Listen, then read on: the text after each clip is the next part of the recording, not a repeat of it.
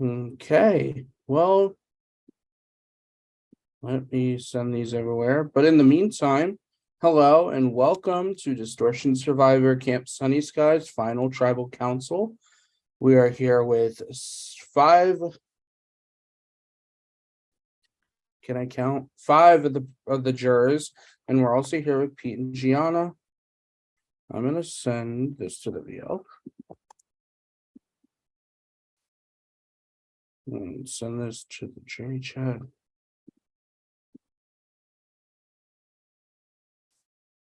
Anyways, so Pete as final immunity winner has chosen to go first in speeches and let Gianna go second, but that means Gianna will go first at the end and Pete will go last in the second one. So, and as the jurors have already been stated and told, please stay muted and muted and off camera unless you are speaking, and the order will be told as it comes.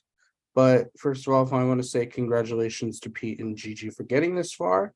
It's not an easy feat. Only 5 other people have done it in Distortion history. And you guys have just made it 7, if I'm doing my math correctly. So with that, I am going to start off with Pete, and when you start speaking is when your 5 minutes starts. Hi, jury. I guess I'm just going to go through a quick run through of my game. You guys can ask some questions and stuff. I'll be happy to answer any questions truthfully as I can. So this was a wild ass ride. Thank you all for playing with me. Coming into this game, I knew it was going to be hard because I was coming in already with baggage, but sorry, I'm nervous.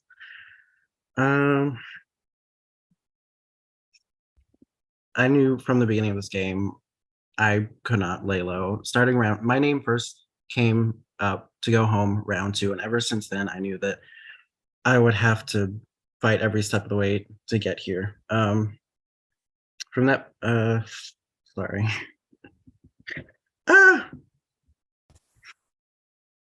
Okay, so what I first started doing was I started bonding with Vicky and Mac immediately off of my tribe, and I tried connecting with everybody on the tribe.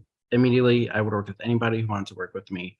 And unfortunately, my name immediately came up to go home from Danny. But fortunately, it seemed like Danny was going to go home unanimously, but I felt as though I was still near the bottom of my tribe. So the first move I made in this game was I decided to vote for Danny's target, my ally, Vicky, to ensure that there was still a divide in the tribe, and so that Raymond would be the next obvious boot to go home instead of me. And this came in real handy next round because my name came up even more, and I almost went home. I was 1 vote away from going home. But because I made Raymond the next obvious boot, I survived by just 1 vote, thank gosh. And let's breathe. The person who I thought was my number 1, Adam, also tried blindsiding me. And so I knew that I had to start my game all over. From that point on, I suggested to Mac, all right, what if there has to be a group. If there's not a group yet, we need to make it so we're part of that group. So I bonded good with Vicky and Mac as well.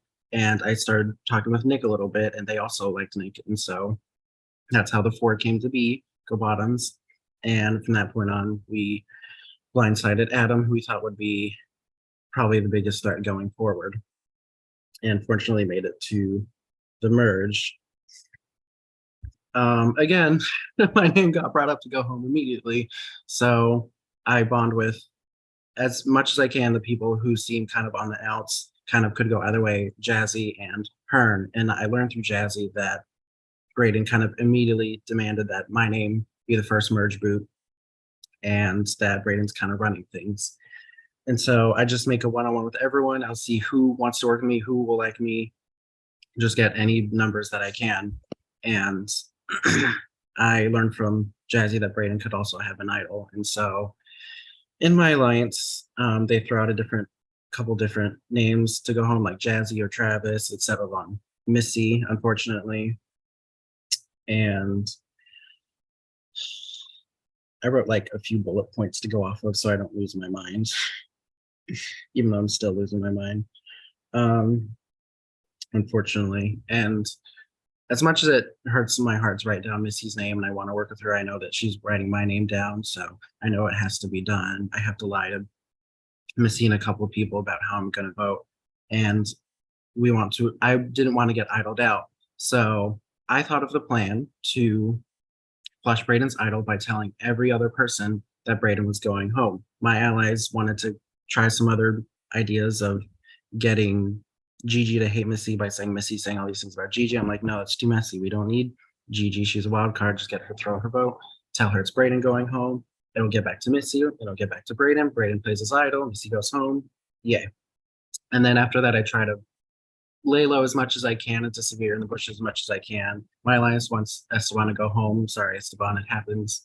But before that, because we're getting close to 8, we suspect that the 4 isn't going to just steamroll the whole way. There could be flips. Vicky, oh shit, 30 seconds. Ah! And so I talked to Vicky, and Vicky and I brainstormed the idea of take out Hearn, and then Nick joins, and they're like, take out Hearn too? Yeah, cool. And we're like, yeah. And so I just wanted to let it be known that that was a hard night for me. I didn't want to do it per se, but I knew it had to be done. I wasn't commanded to make that move. I made it myself because I knew it had to happen, even though I wanted the noms to say the same to guarantee take someone out who I knew was coming after me. I'm super nervous, but ask me any questions. I'll answer them as honestly as I can. Yeah. Time is up. Okay, Gianna, same thing. Your time will start when you start speaking.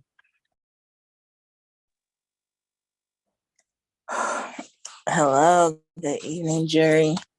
All right, as for me, as the game had went for me when I started this game, I wanted to fight hard to make it as far as I could. I made sure I was active with the tribe and made sure I participated in our tribe comps and everything. And I felt that I was pretty strong. I was kind of proud of myself for how I was doing and how I was helping our tribe out as best as I could. Until it reached to merge. I did have a couple of lines. I did have one alliance like day one. It was like me, Danny, Adam, Missy, Raymond. We pretty much had that alliance pretty much day one. But that kind of just went down the drain when we ended up going to tribal and Danny spilling the beans and Danny getting voted out because of it. So I felt like, okay, well, since that was a bust, I have to like scramble and try to get myself back together and see if I can make some more connections. To try to make sure I move further into the game. Oh shoot, I just lost my train of thought right there. I am so sorry. As the game like moved on and it came to merge, I was trying to make sure that I was able to make as many connections as possible to help me push through and smooth through the game. Missy's vote out was a complete shocker to me. I had no idea what was going on because I sure would have told Missy that she was to vote and try to find a way to make sure she wasn't leaving. But that really got to me. And I almost it took me a minute to like get myself back together. I almost feel like I was gonna like give up because actually after that happened, I thought I was gonna be the next one out. So I'm like, shoot, who can I trust at this point? But I kept pushing and I ended up I ended up like trying to talk to like Travis more and Braden more. I even had alliance with them for a minute and even started talking to a few others as I move further into the game. A lot of my votes I didn't even make till it was time to vote. Like I would have a decision, but I made sure I heard everything I needed to hear during tribal, hear everybody out before I made that final decision. A lot of votes I had decided on, I felt it was my decision. I heard people, but I still wanted to make sure it was something that I wanted to vote and still try to keep my morals or what have you. and stuck with it. I felt like I tried to play as much of an honest game as possible. And even though I know I had pissed some people off with the decisions I had made, I'm definitely willing to answer questions, whatever questions you all may have, and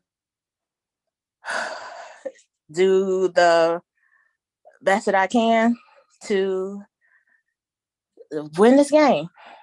But yeah, that's all I have right now. Okay, awesome. So within the order that was sent in the jury chat, first up is Missy. Same thing as the jurors. Your time starts when you start speaking. Hi, can y'all hear me? Can you hear me?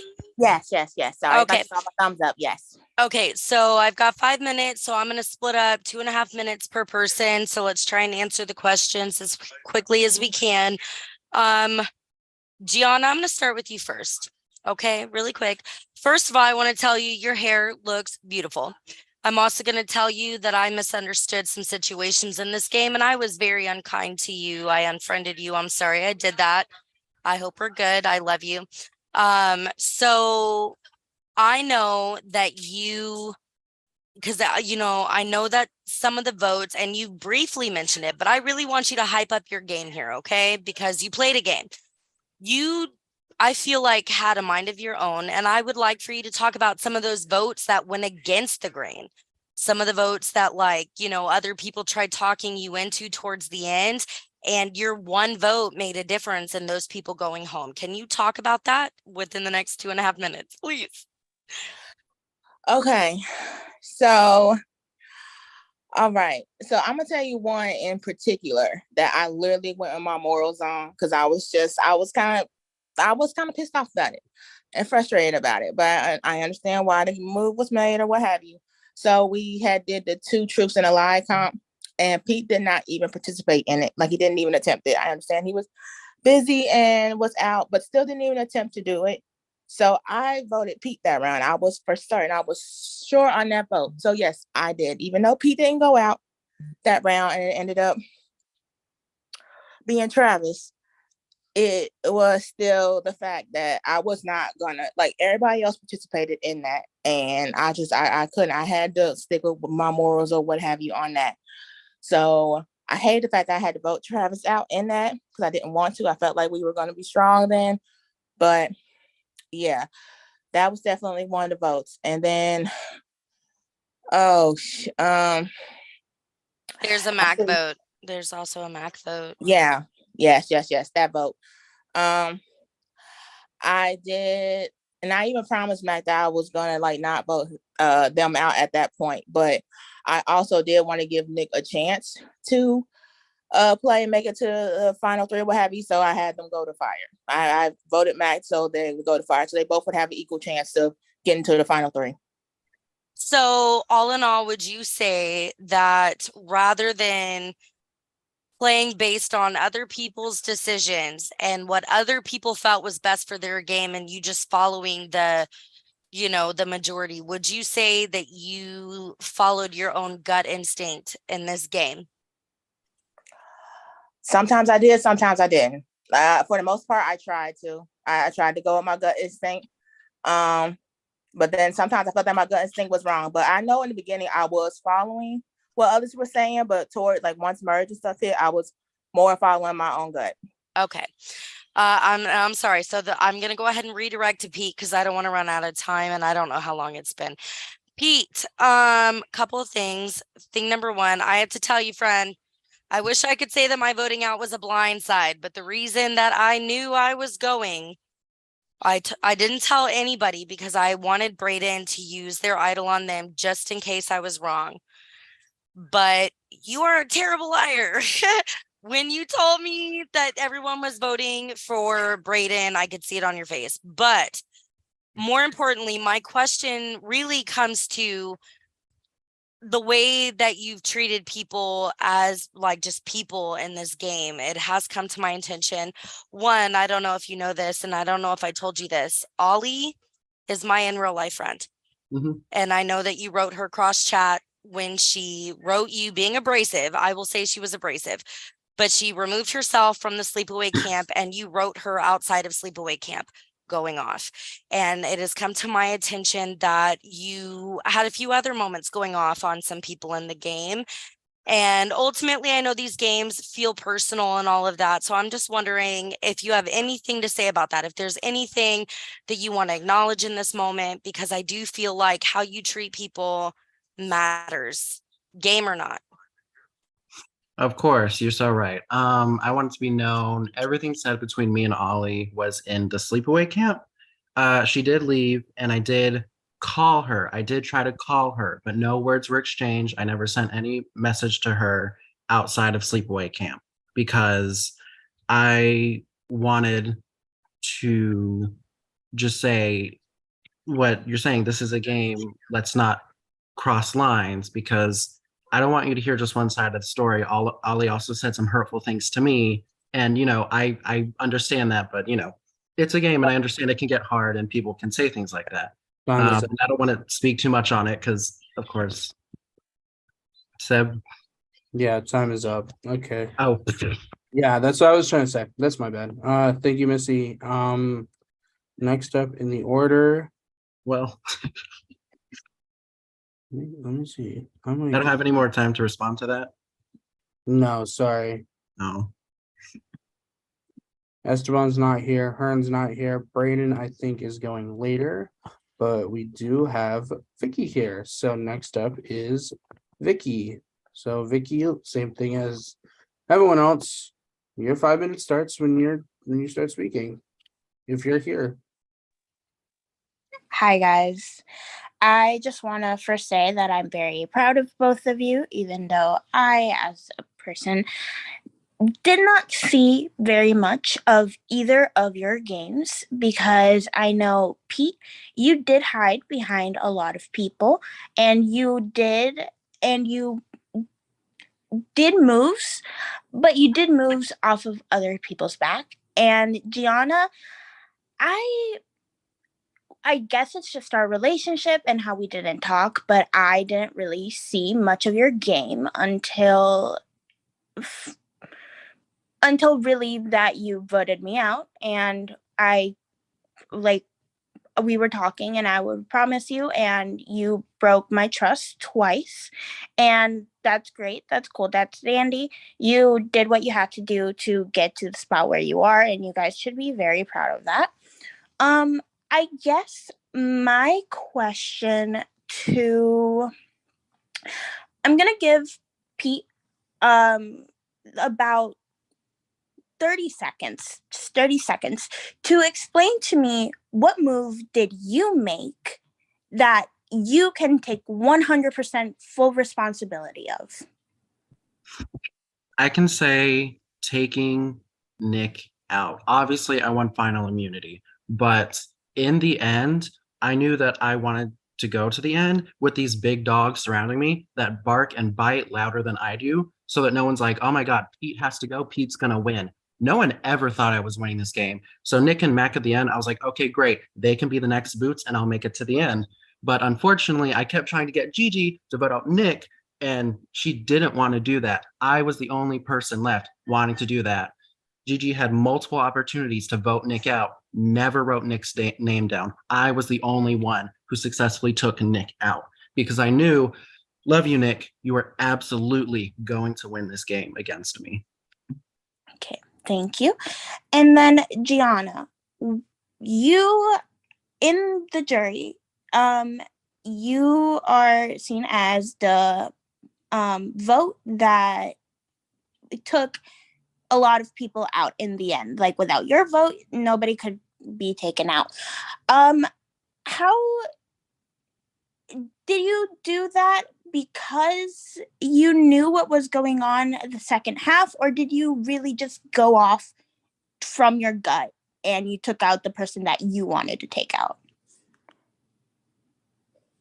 It was a mixture of both. I kind of heard like how like the majority vote was gonna go, or with like the alliances I was with, that I was voting with that. But there were some of the votes it was my gut instinct, or I literally waited till after I heard what was from Tribal to change that vote. But there were some big threats left, or people who I felt were threats, and if they were here at the end, I know good and well would beat me.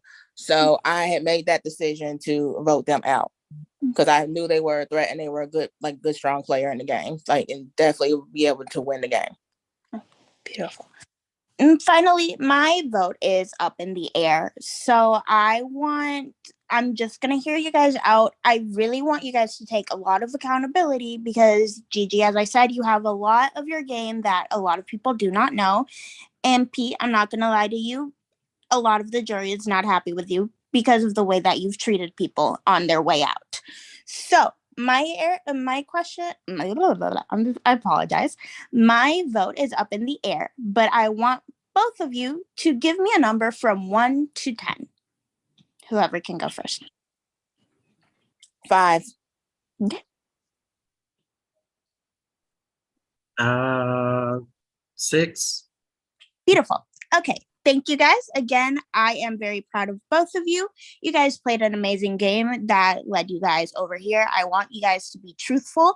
I want you guys to own up to your game and actually tell us what you did because both of your games were very, very, very hidden. So own up to what you did. And if you had help, you say that you had help. That is all from me. You guys are amazing. I'm happy to see what you guys say. Thank you. Okay, thank you so much, Vicky. Next up is Jazzy. So Hello. Jazzy, same thing as usual. Your time starts when you start speaking. Hello, guys. Oh, Jana, you look absolutely beautiful. Pete, you look wonderful as well. I just want to say congratulations to both of you. My vote, like Vicky's, is up in the air. I'm not, leaning one way or the other. This is going to be a fun question. Kind of going off Grace's question at Tribal. What if you wanted to compare your game to a summer camp activity, anything in summer camp, what would you compare it to? Anyone can go first. You want me to go first? You can go first if you want to. Oh, okay. I would say hide and seek, the classic. My game was not out in front. My game was never the loudest. My game was never the flashiest. It was never the best.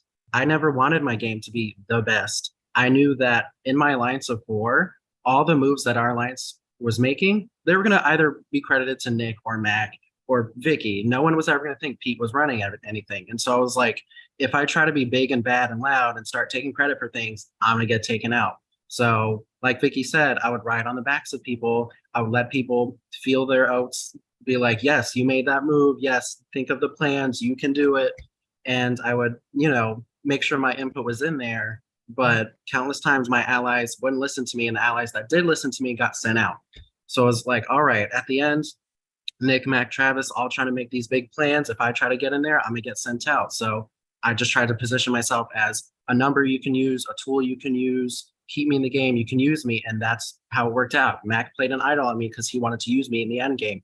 Nick countless times would go to bat for me because Nick knew they could use me in the end game. I felt like multiple people had my back because they felt like I was usable to them. And that's the role I wanted to play. Gigi?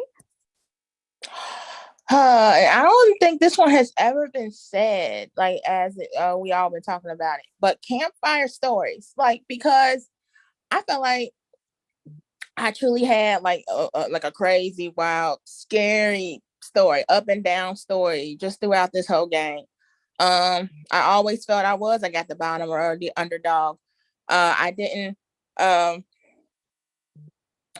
shoot, I'm losing this. I'm sorry. I'm nervous. You're fine. I'm sorry. But I feel like I always had to fight to stay in the game, to try to get to the end or what have you. You just never knew what to expect. And I really felt like I made some up and down moves, but I still felt like I kept pushing too. And it was still exhilarating and unexpected or what have you, but still very enjoyable and very fun, and just always also never giving up. So That's yeah. amazing. Great job, both of you. Pete, if you want to continue what you were saying, answering Missy's question about the jury, you're more than welcome to. Now? Mhm. Oh, I will say I went off on Mac when I was drunk. I'm sorry, Mac. I thought I was going to the jury and I was trying to influence your game and also let you know where I'm coming from. Unfortunately, I'm just really bad at I'm not good at faking my emotions. I can't look at someone's face and be like, "Oh my God, you're the best." When I just like I'm just very blunt, and I know it's something I need to work on. I know I'm very passionate about this game. This game has been my whole life since I was 12, and I know I need to work on my social skills and just everything about me, but I hope you guys can realize that I never truly wanted to hurt anybody in this game. I never did anything out of malice. Like, and I'll be friends with anybody after this game. That is a fact. And yeah. All right. Thank you guys so much. Best of luck to both of you. I think you're both doing incredible. I'd be happy to hear the rest of the answers. And no matter who wins, you both did incredible, and I love you both.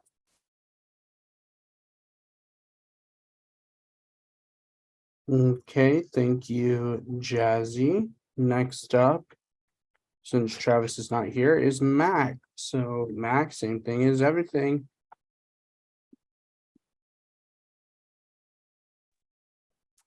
Hello. Okay, so I just very quickly wrote some things down because I was like, what should I say to them? First, I want to talk about both of my perceptions of your games. We'll start with Pete. I felt like in the early game, that is where you were doing a lot better. In like pre-merge, I felt like you were, you had good bonds, even though you're targeted, you're able to way to like find yourself out of those situations. I think at the Jazzy vote, that's when you were like kind of screwed and you had to fight at final 4 and final 3 to get to where you are. So I applaud you on that.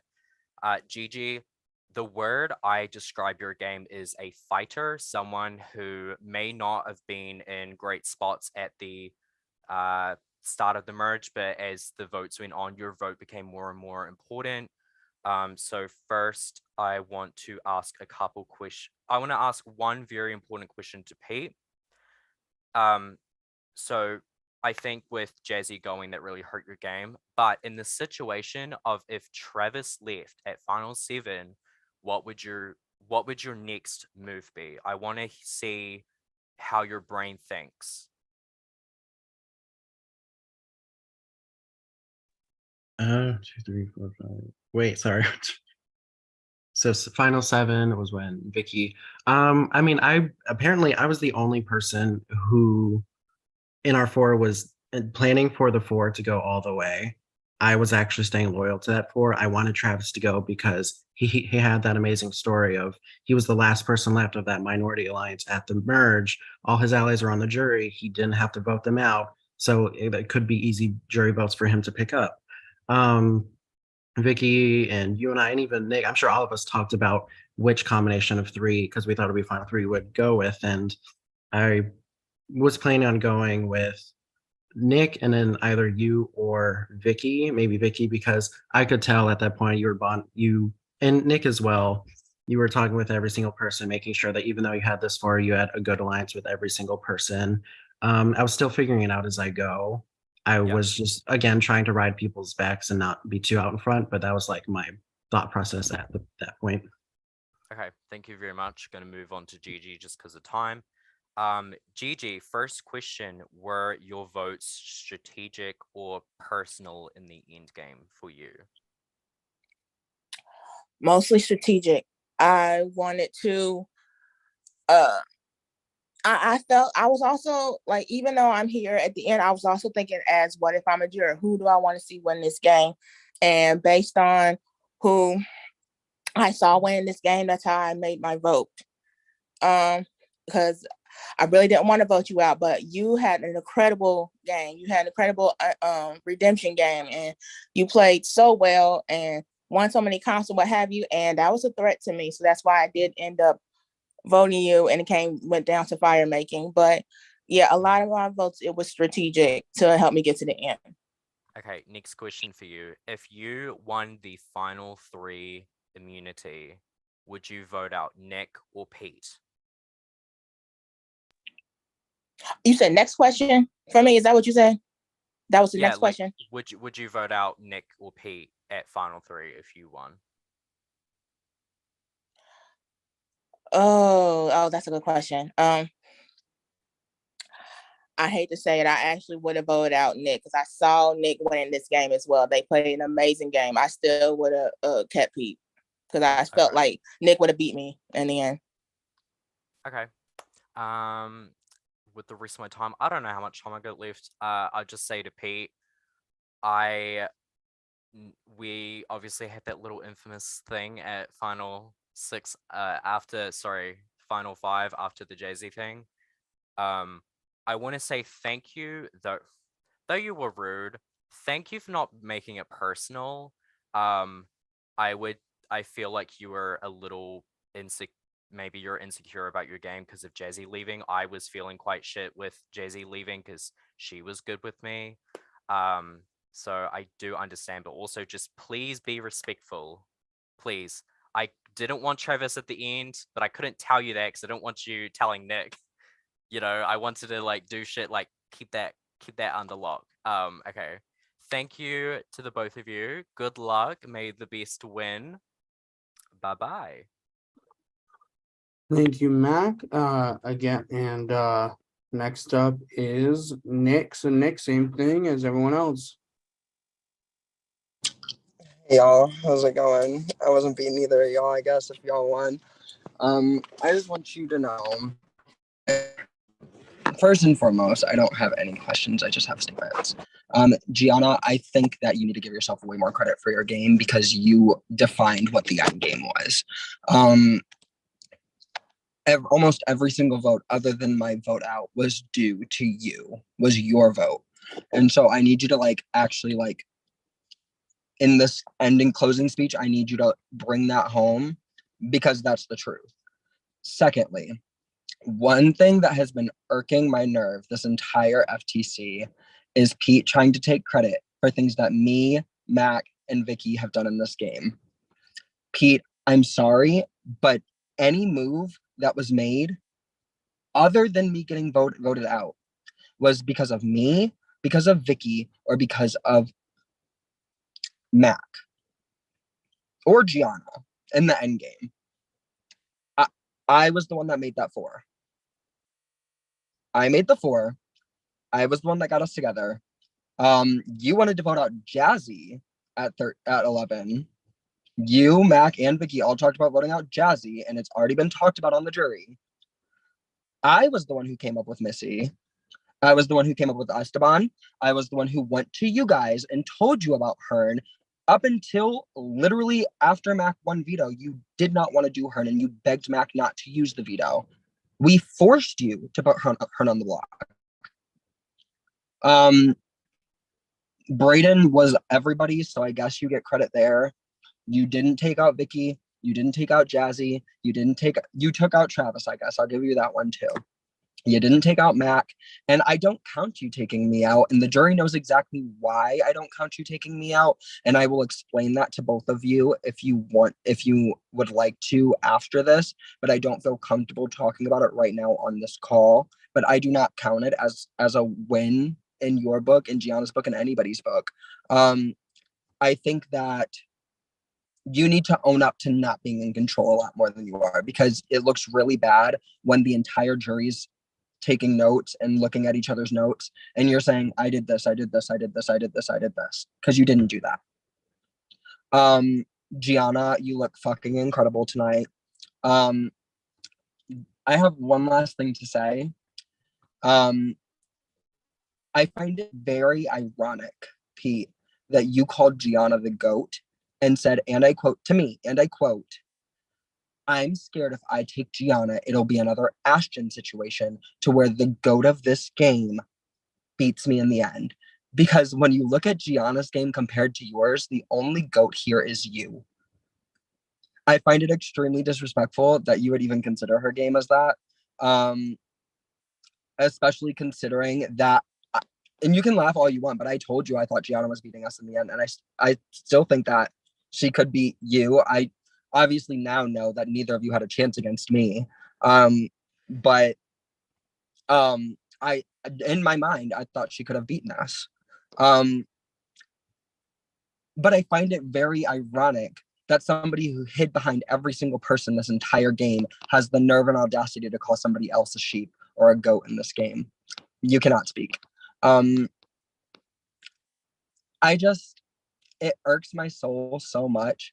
And I want you guys to know this has nothing to do with my vote out.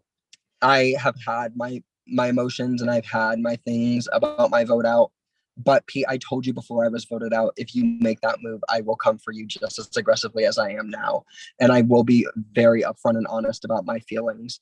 And that's exactly what I'm doing right now. I think that your behavior is disgusting. Laughing at me when I'm asking you for a vote at 4 is disgusting. Calling Gianna a goat is disgusting. Ripping into Mac when you knew he was down because you're insecure is disgusting. Whether you called Ali or message her, whatever it is, it's disgusting. The way you discussed Brayden, and I'm not saying that Brayden or Ali are right in the situation at all, but you still were just as nasty. You've acted like a child because you're immature and you need to grow up.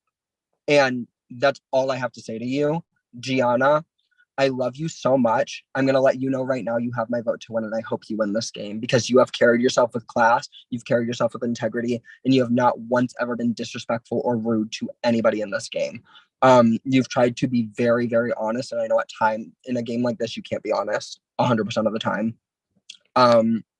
But with all of that being, with all of that being said, I love you both. And while I do think you need to grow, Pete, as much as you don't want to believe it, I do love you and I care about you. And I wish you both the best of luck. Brayden, are you there? Oh my God, is it my turn? Yeah. So just to reiterate the rules, you have 5 minutes. It starts when you start speaking. Okay, well, I'm rolling silverware and I'm at work. So my questions are going to be very, very brief. My question for Gianna, and I'm sorry if you guys answered any of my questions because I haven't been here. But I'm going to give my question and then you. My question for Gianna is that Gianna, I know that you didn't win very many solo immunity challenges, but performances and challenges are definitely something that I and some other people want to take into account. So I would like to hear some specifics about how you assisted your tribe in some of their wins or even their losses, and how you compensated in other ways for your challenge prestige, I should say, aside from the single immunity challenges. Yeah, I didn't win any of the individual immunities. So if anything, I participated in the tribe immunities or what have you. That's where I took mine. Our music video, I made sure I dressed up. I made sure I had makeup and I did my part and helped slay that our music video.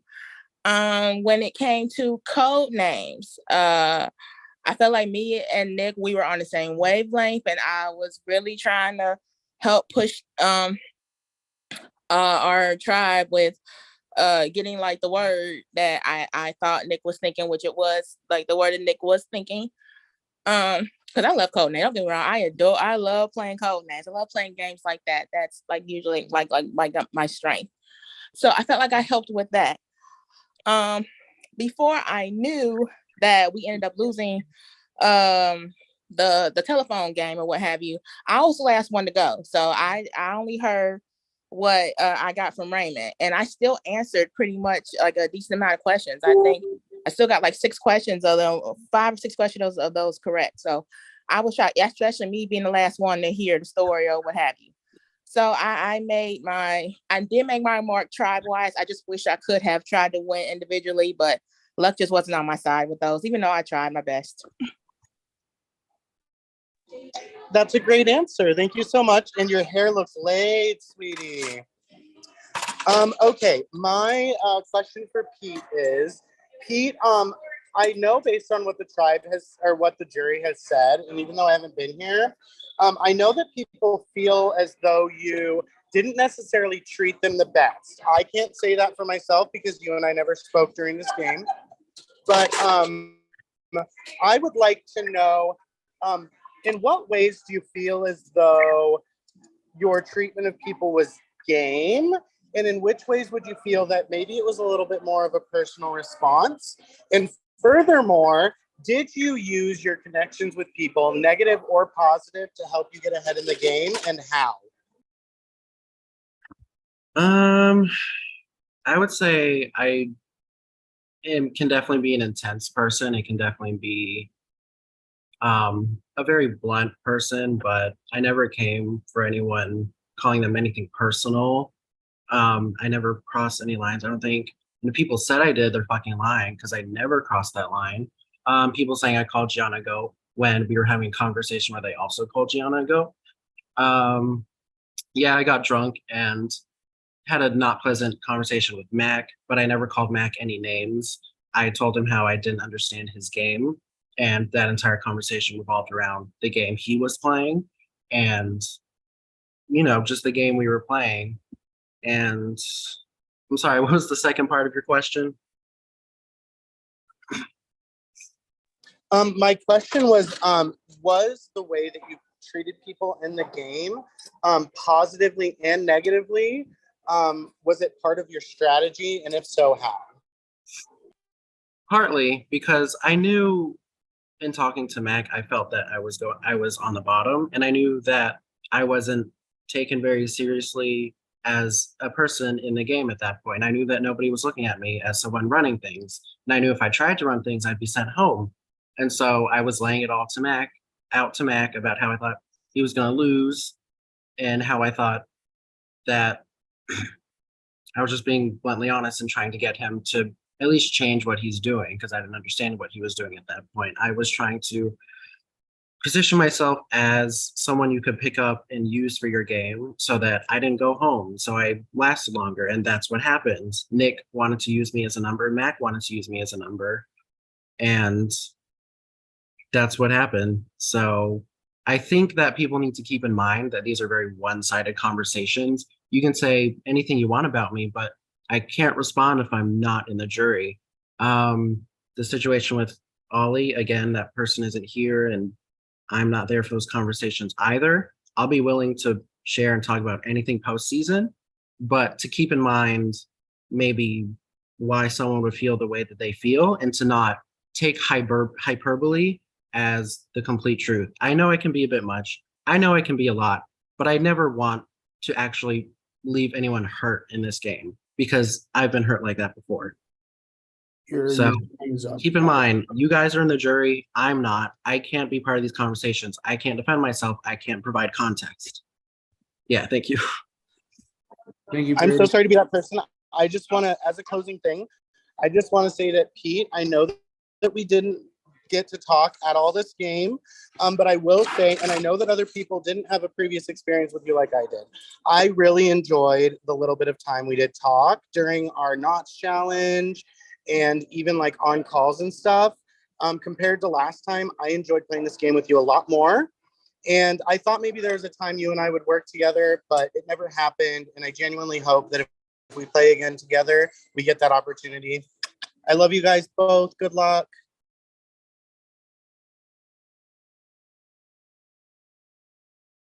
Okay, thank you, Braden. With that, I think that's gonna be all the jurors that are here tonight. So we're gonna head right back into things. Gianna, same thing as before. You'll have 5 minutes. And your time starts when you start speaking. Okay, guys. Yes, I tried to play this game as humble and as loyal as I could, but this is a game that's not going to necessarily happen. And I know that I had lied to people. I really didn't mean it personally or anything. It was more strategic or what have you, but to try to help me get further into this game. I do feel I was the deciding vote a lot of times on how a lot of the, people got voted out. Like if I would have voted any other way, it would have been something different. Like I said, beginning of the game, I did kind of vote with others. I voted with the alliances or what have you. But towards like in the end of the game or what have you, like merge and ending, I felt like I was on my own in a lot of this game. So I voted what I thought was in my heart.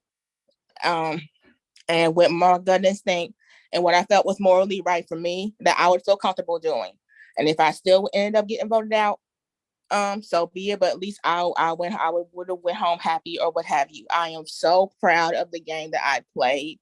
This is probably one of the best Survivor Ors I play. I usually don't get pretty far. If I do, I may get early jury or what have you, but it's a feat if I make it like all the way to the end. And it's something like in a feat in itself. And it's not me necessarily hiding behind people or being a goat or what have you. It's me playing to the best of my ability, being that fired up, I've always been in these games, and just knowing that I did my very best. I'm sorry, I'm trying not to cry. It's just emotional right now. And I'm still like proud regardless of what happens. So you all vote with your hearts and vote who you feel truly deserves to win this game. I love you all and thank you so much for allowing me to play. And I really have enjoyed playing with you all and getting to know a lot of you all better. And I'm hoping that I've amended some relationships that I didn't feel I had at first with some of y'all, but I hope that this game has helped us mend it and we can even talk more, what have you, after the game. But good luck, Pete, and thank you all.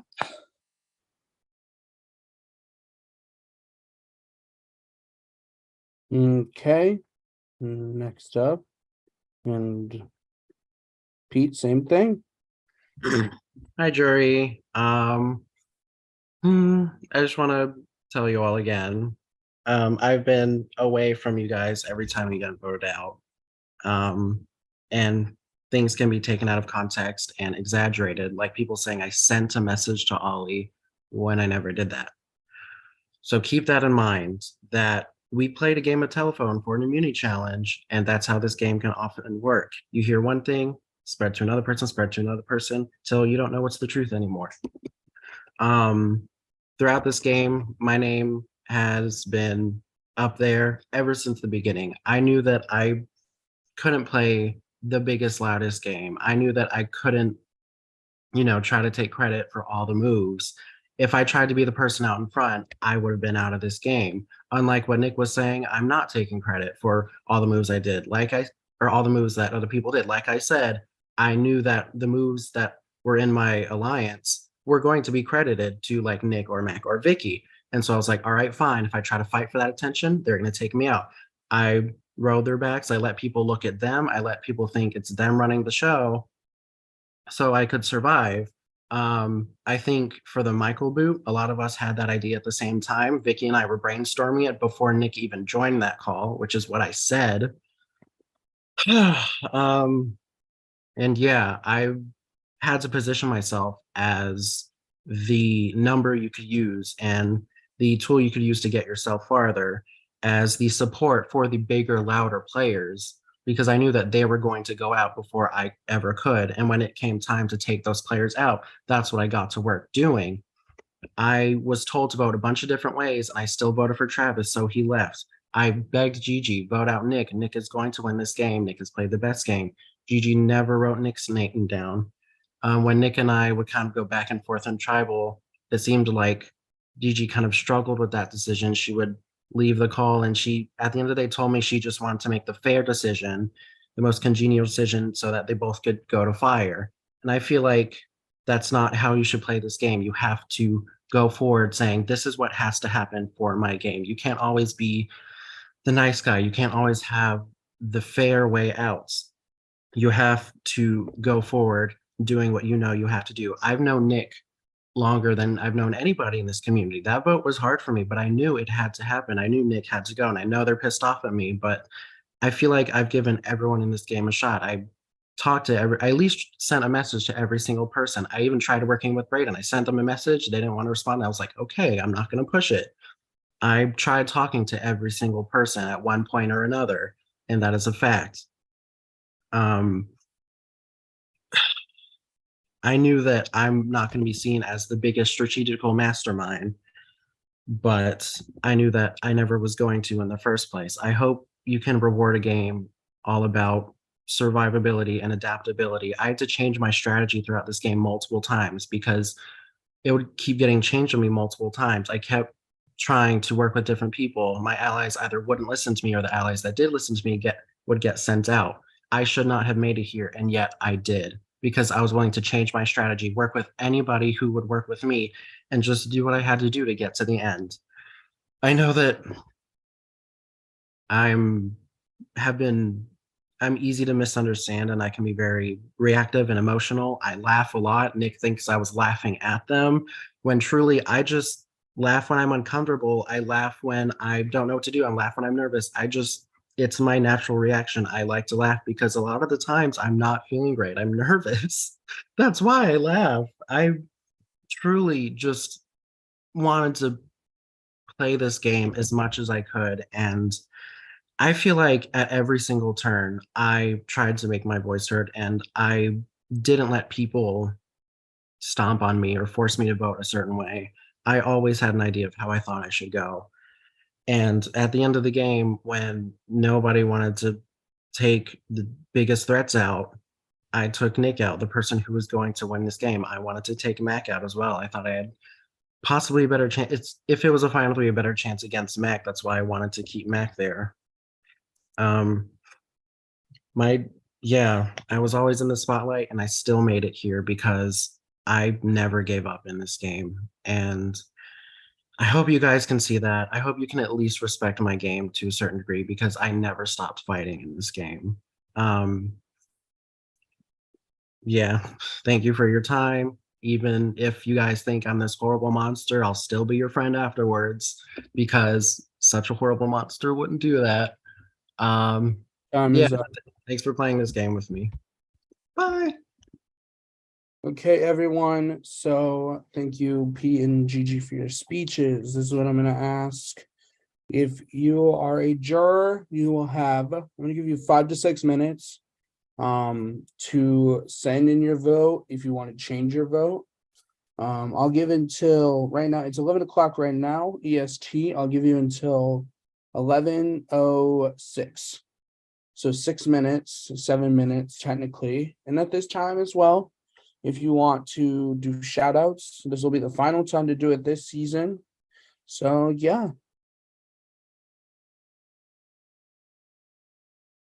God, Jesus, Megan, and Karen. Thank you, Anwar and Rox, for being there and supporting me in my project. Shout out to VL. Shout out anybody who needs a shout out.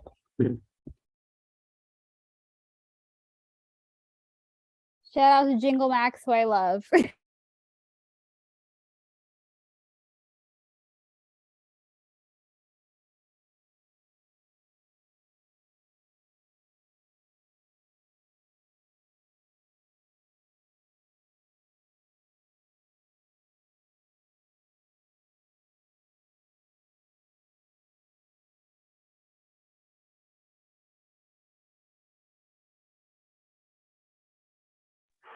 Shout out to all of us. We made it. I love you guys. Period. Let's go. You guys, it is a blizzard here. Shout out to the blizzard. Shout out to the Blizzard by Brayden. My apologies to all, especially to Gigi and Pete. I I lost in time, but congratulations to the both of you. Also, let's shout out to Prod for running such an amazing season. Seb, Grace, Maggie, Shout out, Pride. Billy, and Yes. Jesse. We love you guys, and you guys are amazing.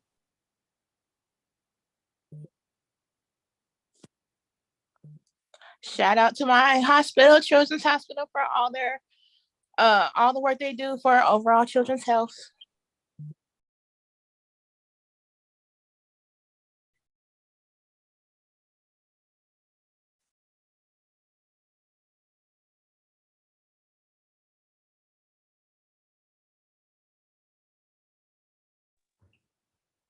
Oh my goodness, congrats, Final Two. We stand. Also, shout out to my job that caused me. Actually, no, let's not say my job. Shout out to the customers who decided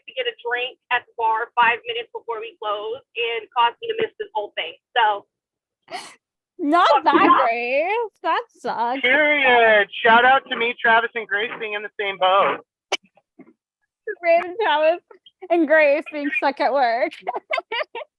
You don't even know. I know a couple times Travis was like, "Oh my god, I feel so bad. I have to work so much." I'm like, I literally have done this to other orgs before. You're good. You're good.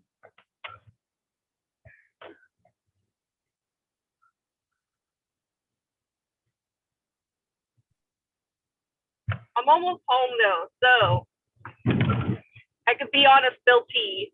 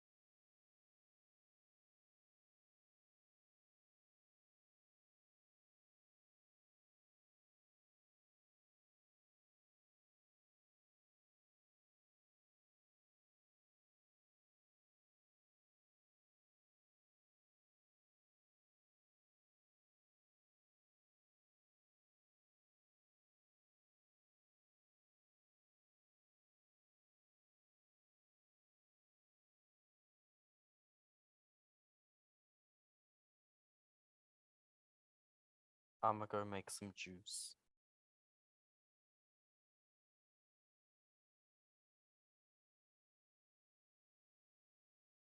Oh, shout out to Mikey because they're amazing and Prod for hosting this lovely season. And Jeremy. Wait, do we want to send before the winter field? This is a question to my team. Do we want to send the link to the alumni chat?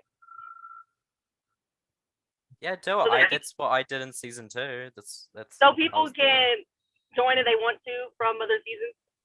And Yeah, like I say go for Oh, it. sure. I mean, Yeah, I was on the Zoom watching Mikey win live, like cheering for the Beastie. So I just want to say also secondary shout out to Mikey Ruby. We love Mikey. Shout out to Karen, who is a absolute girl boss. Just also shout out to Mikey because we do love Mikey. We love Mikey. We adore Mikey. Mikey is hot. Mikey is a beautiful bitch. Stop, y'all! I'm gonna cry. No, this night isn't about me. Shut it's up, about you all. take it. Okay, I actually want to give. We're gonna give another shout out here to Miss Missy for fucking like that episode. Ooh, oh girl. My goodness! Oh, I love you. Thank you. You're gonna make me ugly cry. Stop. No, I remember sitting there last night watching it, and I started tearing up. I said, "She fuck." Ooh. You know what? I didn't tear up to my own stuff, but people were very supportive. Braden and Mikey. I felt. How do you think I felt dealing with it in the flesh? It was seeing everyone like being supportive about it. I did not know that was going to be in the episode. I lost my shit. I had a lot of anxiety about it. I was already nervous, but I didn't know that people were going to be so sweet. So thank you. And I felt so bad because I feel like I was trying to like comfort you out there when we were sitting out there, and I felt like the shot made it look like I was just like sitting there and ignoring you. No, you know what I felt like the shot looked like? I was so in my head about how embarrassed I was. I didn't make eye contact with you and just tell you how much I appreciated you for it. And so like, no, like I did appreciate you. I was just mortified that I was like crying and still having an episode. Who did you go home next to? Mikey. To Mikey. What? Yeah.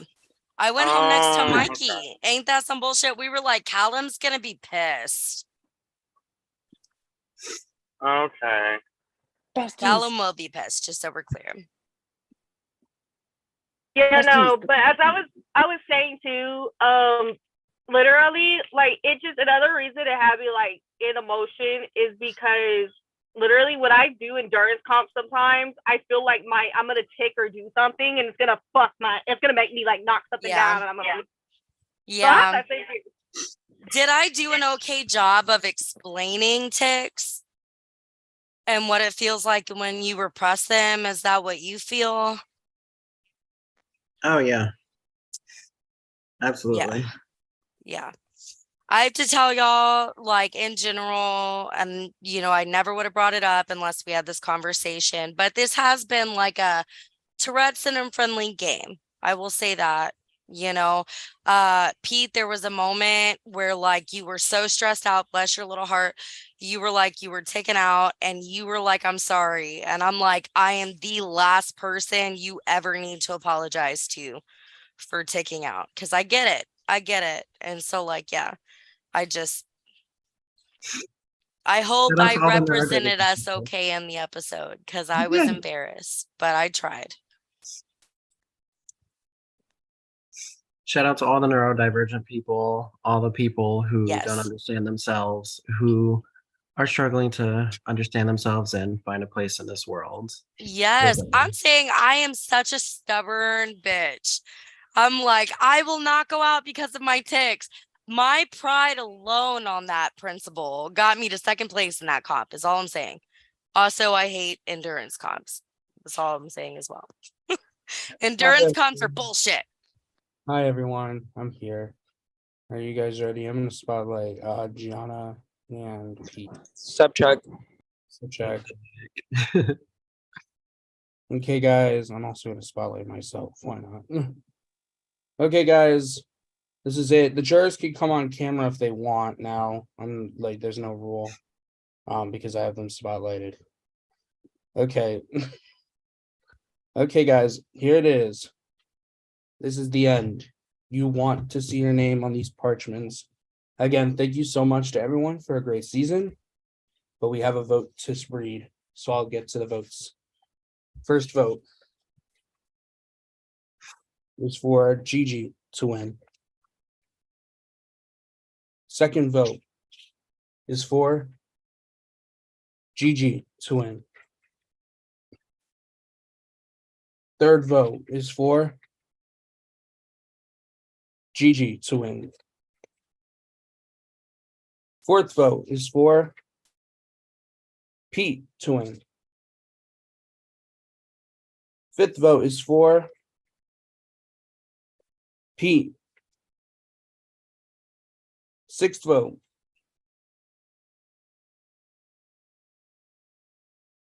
Pete. Seventh vote. Pete. Eighth vote. Gigi. This is it. 8 votes. 4 votes Gigi. 4 votes Pete. 1 vote left.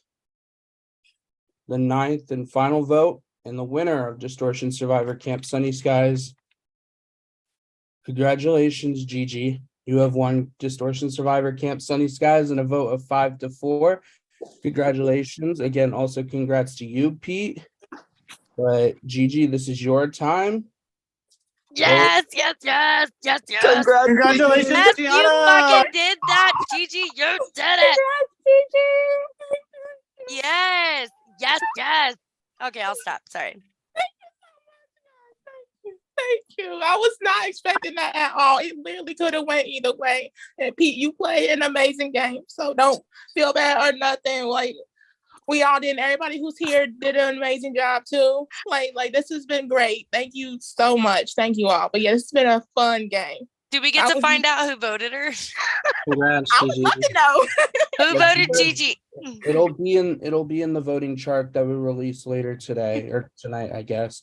But like I mentioned before, this game had a lot of highs and a lot of lows, but I'm so thankful that you guys were there to stick it out with us. And this is something that Distortion has never said, but we are taking a nice little break. No seasons coming out right after this, no promos. We're just gonna calm down, enjoy the holiday spirit, and just breathe. But we're not gonna do that before we reveal some awards. So We got some awards to reveal to everyone. So I'm gonna screen share and Wait, let's- read my text real quick that I just sent you. okay. While that's going on, I just want to say congrats again to both Pete and Gianna. You know, Gigi, the first org that I ever played in, you were there with me. And so it's just a really full circle moment to now be sharing the winner's circle with you. So congratulations. And Pete, you played an amazing game. You fought your ass off at that final tribal. You both killed it, and you should be so proud to be here. So thank you both for participating. Thank you for making this a great season. Thank you to all of the jurors for making this a great season. Gianna, And all of the pre-jurors as well. Gianna, Gigi, you joined royalty with Mikey and Jason from season 1. We have enough people for a winner's chat, so a winner's chat will be made later today. And on top of that, like mentioned in the beginning of the game, Gianna, you will get a buff, Distortion Survivor buff. We're gonna take a little bit to make them, but once they're made, we will ask your address and everything. But again, congratulations, Gigi, on this amazing win. But here are some awards. Could you guys see my screen? Awesome. Of course you can. It says Distortion Survivor has started screen sharing. It does not show me what you are sharing of a screen.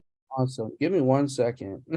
Okay. I was like, wait, I can see that it says you're sharing. Yeah. It's not up. Why? Okay, we're gonna just do this because the thing hates us. The nerve. Yeah, you're telling me. Let me go update the VL real quick now that I. Hey guys, welcome to the camp Distortion Survivor Camp Sunny Sky Awards, hosted by the Pro Team. Womp womp womp.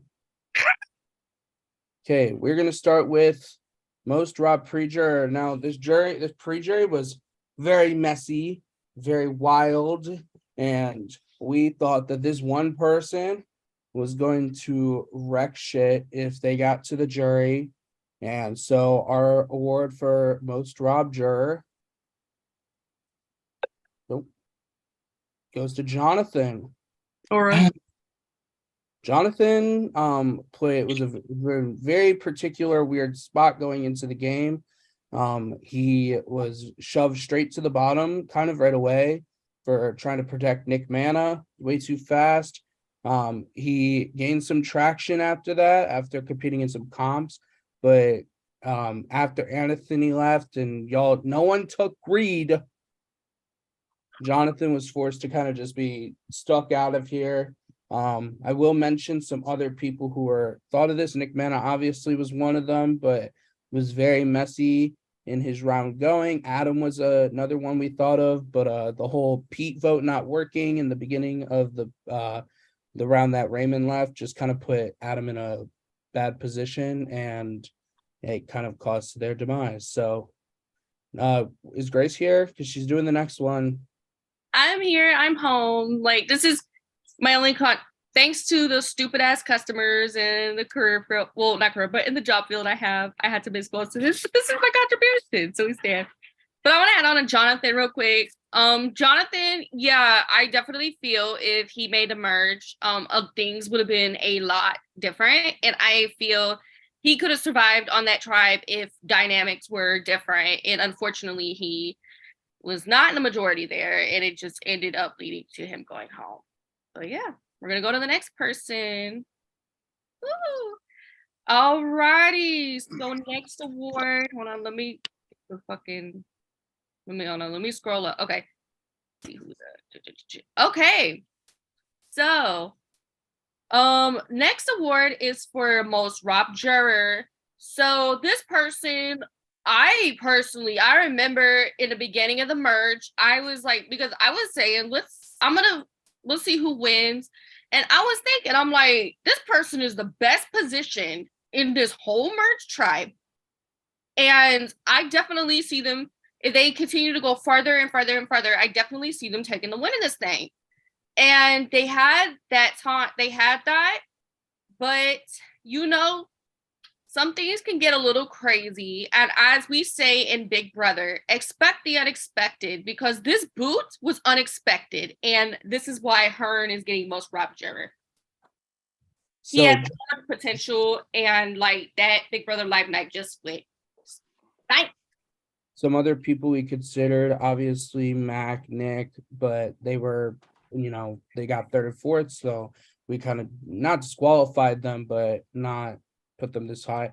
Missy was someone we thought of for most Rob juror, Esteban, a lot of those early jurors who had so much potential and showed a lot of gameplay in the pre-merge and kind of came in, but we ended up picking Hearn just for the fact that like Hearn was in such a good spot, and then in the matter of like half an hour before a live night, Hearn went from like completely safe to like basically going home.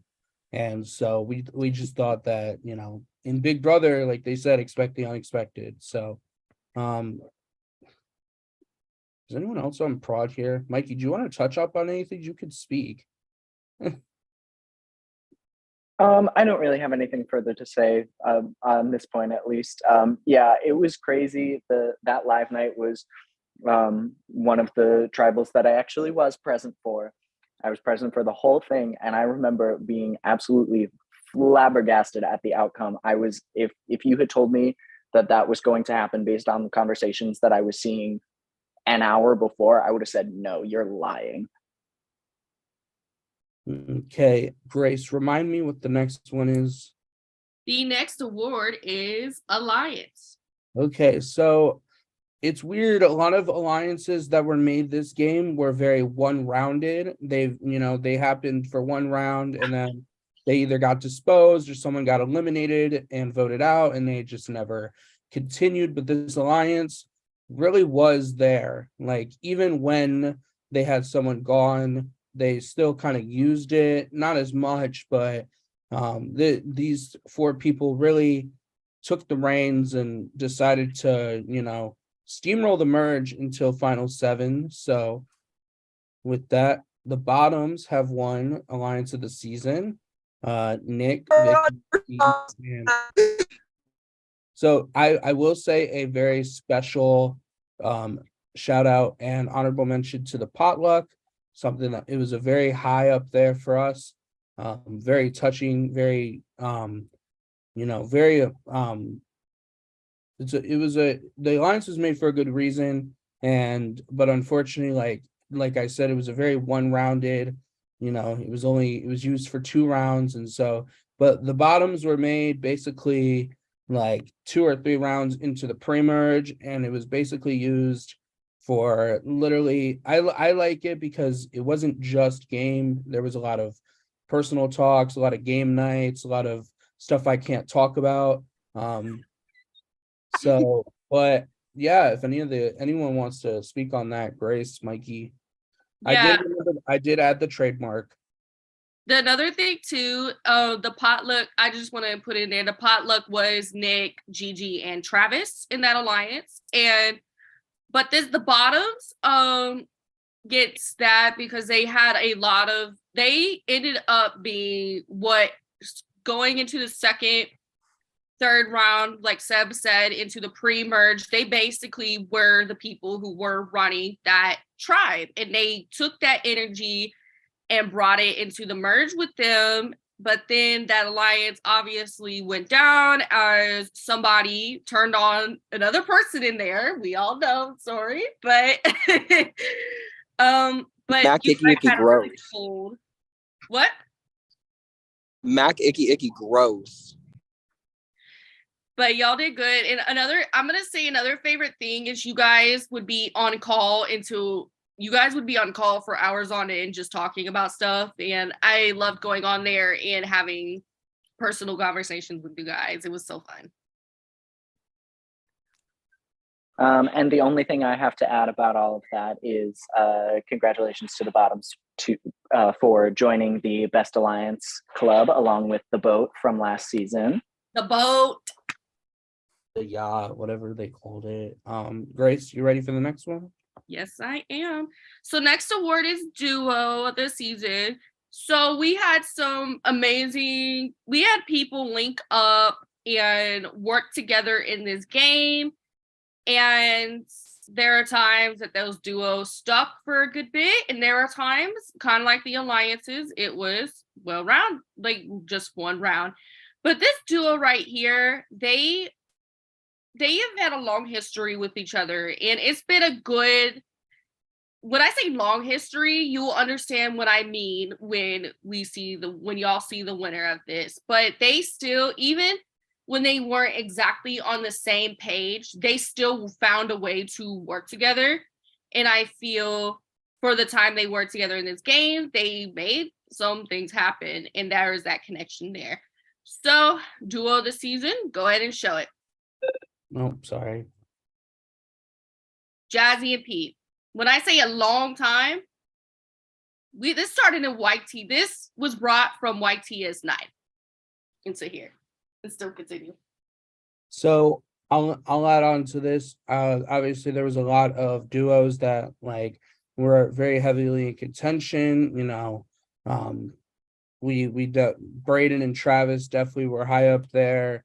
You know, Nick and Mac for the few rounds that they would hop on calls and everything. But Pete and Jazzy literally were on not opposite sides, but like definitely were not like, oh, like these are like all of my allies are your allies and et cetera, et cetera. But like every time tribal ended, you guys started to call.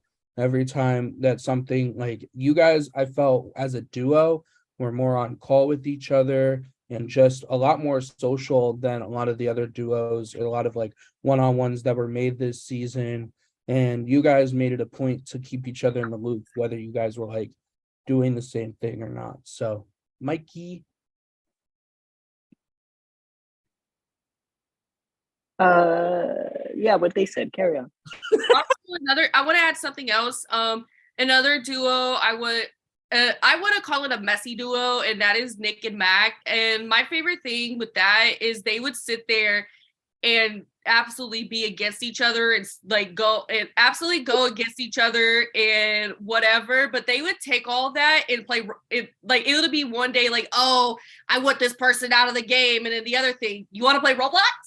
I think it was Please sit on 4-hour call. I think we would sit on 4-hour calls playing Roblox.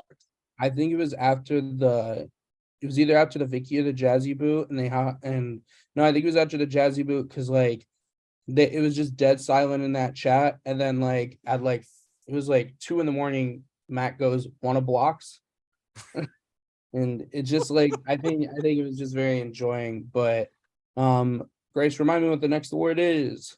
So the next award is for best move. Okay, best move. So we had a bunch of contenders for this.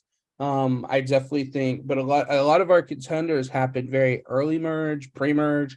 And we wanted to really highlight the genius of this move, and just like we had thought, and we discussed this in the prod chat, a lot of the moves being very like last minute, very like, oh well, this didn't happen. Oh well, this didn't happen, so we have to do this. And that's what a lot of this move, I telling you, I think in the 3 seasons of Distortion, I don't think I was as invested in a move as this one. Just watching this one person in particular that I'll talk about go around and put in the work to make sure that this happened. So move of the season will definitely have to go to, one second, Jazzy's Blindside.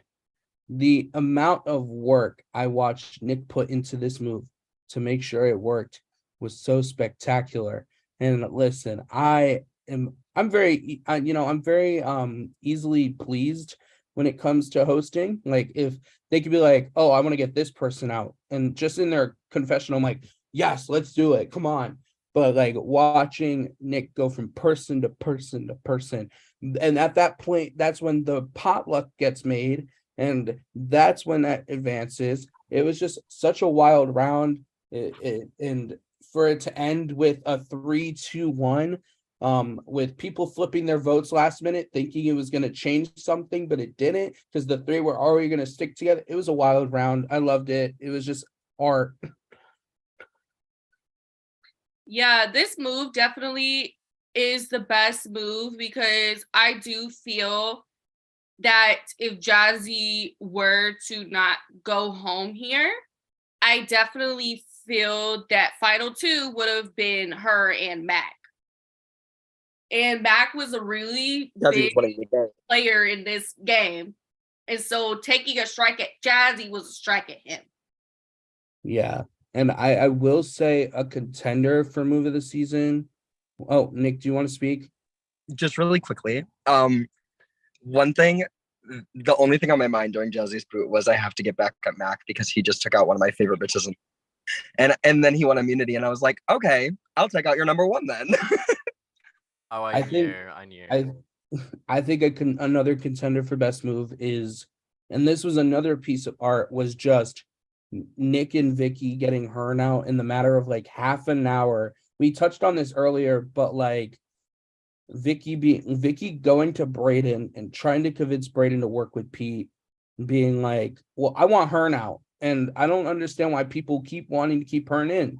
And if it wasn't for Nick's information, Vicky wouldn't have been able to do this. And then like, because like, yeah, half an hour before we're like, oh, honestly, Hearn can like go to sleep and not even show up to live night, and he'd probably be okay. And then by the end of it, we're like, wait, did Pete just put up Hearn? Wait a minute, is Hearn going?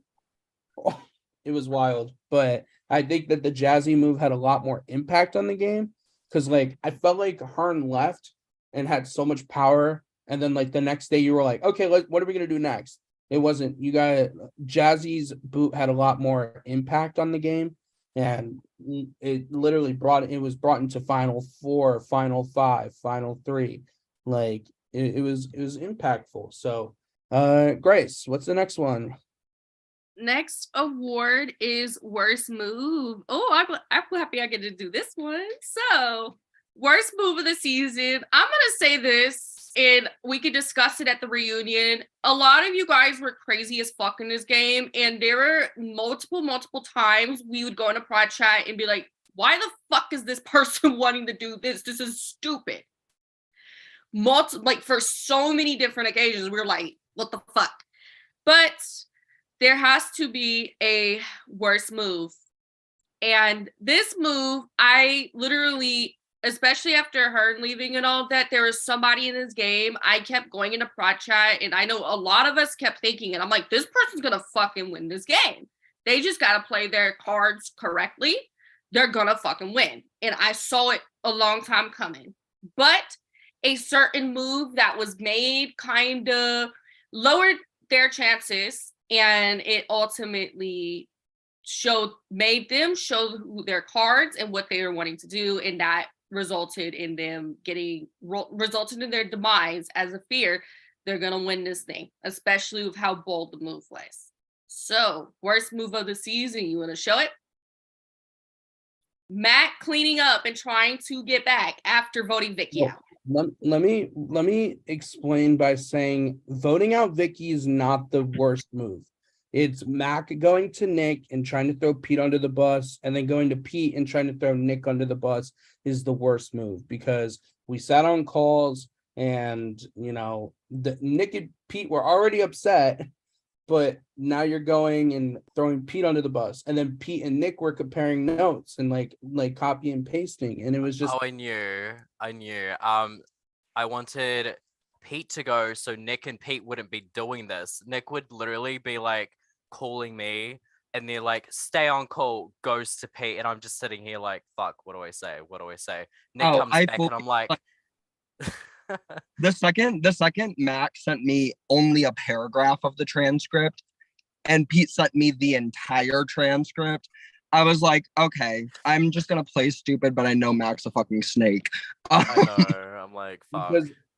Because we as a whole did not think that you voting Vicky was a bad move.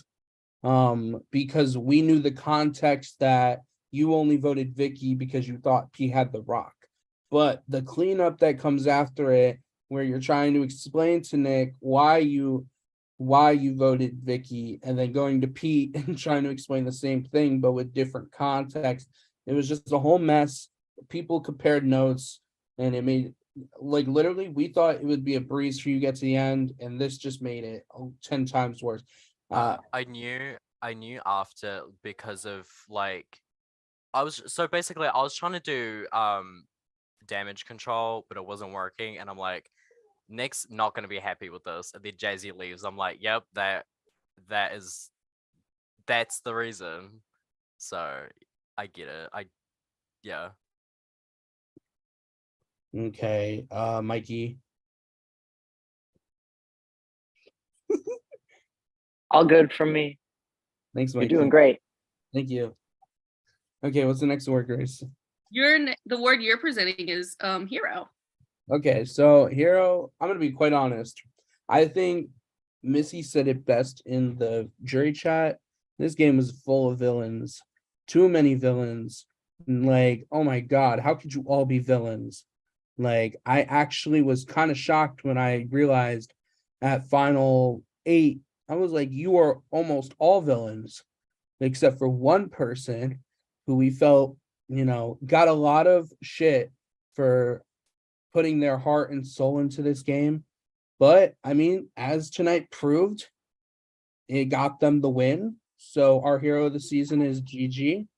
GG, as we mentioned before, you put your heart and soul in this game.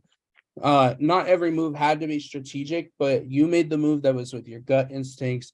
And on top of that, you put your heart and soul in this game. You were nice to every single person that you talked to in this game. And you made sure that everyone was at least okay on a personal level before you did a lot of stuff in the game. And I think it hit me when like you were very emotional about these vote outs, because I think it just showed us as prod that like you see these people as real humans. And I know sometimes when I'm in games, oh no, I don't see these people as humans. I see them as pawns. I see them as pieces. So it's really cool to see someone like get so far in a cast full of villains and really just be like, fuck you, and like win the game. So Grace. Yeah. I definitely have to agree with that. There were so many huge, there's just a lot of people who were playing this game hard, and most of you turned out to be villainous, and y'all did not give a fuck of what would go on. You just wanted to be sure you got to that win. And I feel a good definition of a hero is somebody is not only trying to win the game, but also you're trying to keep things at peace, and you're trying to do what you feel your heart is destined, what your heart feels. And I feel Gianna definitely captivates a hero for sure. Thank you. Yeah, that's really how I tried to play this game. So I stuck to like some of the votes I did because I wanted to like stick to my morals and stick to how I vote my heart. So yeah. Thank you. Mikey. Congratulations. I agree with everything that the other two said. And like I said before, I have a long game history with Gianna, and I know she always plays games like this, and it's always just a breath of fresh air, because like villainy is fun and we can have our fun with it, but it's always nice to see somebody that really just is here to be nice and still have fun at the same time. Okay. Well, guys, with the hero comes a villain, and Grace will explain that. A lot of you were shady as fuck this season, like dead ass. As Beyonce says, dead ass. A lot of we you. love to watch it. It's fun to watch. Yes, Yeah, I was not shady. I was a joy to be around. That's all I'm going to say. I was not a saint, but I was a joy to be around. No, Missy, if anything, you are one of the very few heroes that we had this season. So thank you. But did y'all listen to any of mine and Missy's calls? Because come on. Oh my God, me and Adam. Honestly, that's probably the shadiest I was this season, was when me and Adam were up to no good. But anyways, there are a lot of you who showed villainous ways. But we had to give the villain of the season to this person, because of the fact that they were very open to making deals and saying, "Oh, I would keep you in this vote," but they went back on it, and they made these decisions knowing this was going to be the best way to get to their game. And so the villain of the season, go ahead and show it, is Pete. So just to preference by saying, I think that except for Gigi, who won Hero, and Esteban and Missy, you are all nominees for this one. We had Snazzy, we had Mac, we had Nick, we had Braden, we had everyone under the sun just being straight up villains. Vicky was a good old sweet hero. Nothing bad about Vicky. That is why I said it's a villain season. A bunch of shady hoes in this game. But I think, and again, I want to preface by saying this is not Pete's behavior, but it's about the openness. Like, did I agree with some of the stuff Pete said to Mac that night? Yeah. But was it very villainy, and was it very straight up blunt, like this is, you're gonna take in, that's it, and you're gonna shut up and like you're gonna listen to me? Like, I think like the minute you told Nick that you were not gonna vote them out at Final Four and then went back on it literally 5 seconds later, like, proved that you were gonna be the villain. And I think, just like I said, heroes make it far, villains apparently do too, because you're both sitting at the end here. So Grace? Yeah. No, I already said it, and I feel another thing too. Like, another thing that makes Pete too is that he spoke his mind on, like, to people. Like, I know to Mac, there's like, especially after flipping on Vicky, Pete was like, "I'm not gonna fucking talk to you, like, fucking deal with you." And like didn't, and it just didn't. He said, "I don't care. I'm doing what I gotta do." Thank you. Thanks for the award. At least I won something. Yeah, I just want to say, if Corinne Kaplan was in this community, y'all would be shitting yourselves. You could not handle it. But yeah, keep in mind, this is a game. Trying to judge anyone's moral character off of a game automatically makes you the bad person. But yeah, it was fun being a villain. I kept everything game, and if anyone says otherwise, they can go fuck themselves, because I know what I said. Yeah, thank you for the award. Yeah, trust. We know as Prod, you're a whole villainous game player. That's what it is. Wonderful person. And Nick voted for me first, so shut the fuck up, Nick. You voted for me first. Next award. My word, though. Alrighty, next award is gonna be for Underdog, babe. Ooh, this is I'm so excited. As much as there was a lot of villains, there was a lot of people climbing up some steep hills this season. Some honorable mentions straight up goes to Missy, Esteban, the first two boots, Jonathan, pre-merge, had some hefty hills to climb.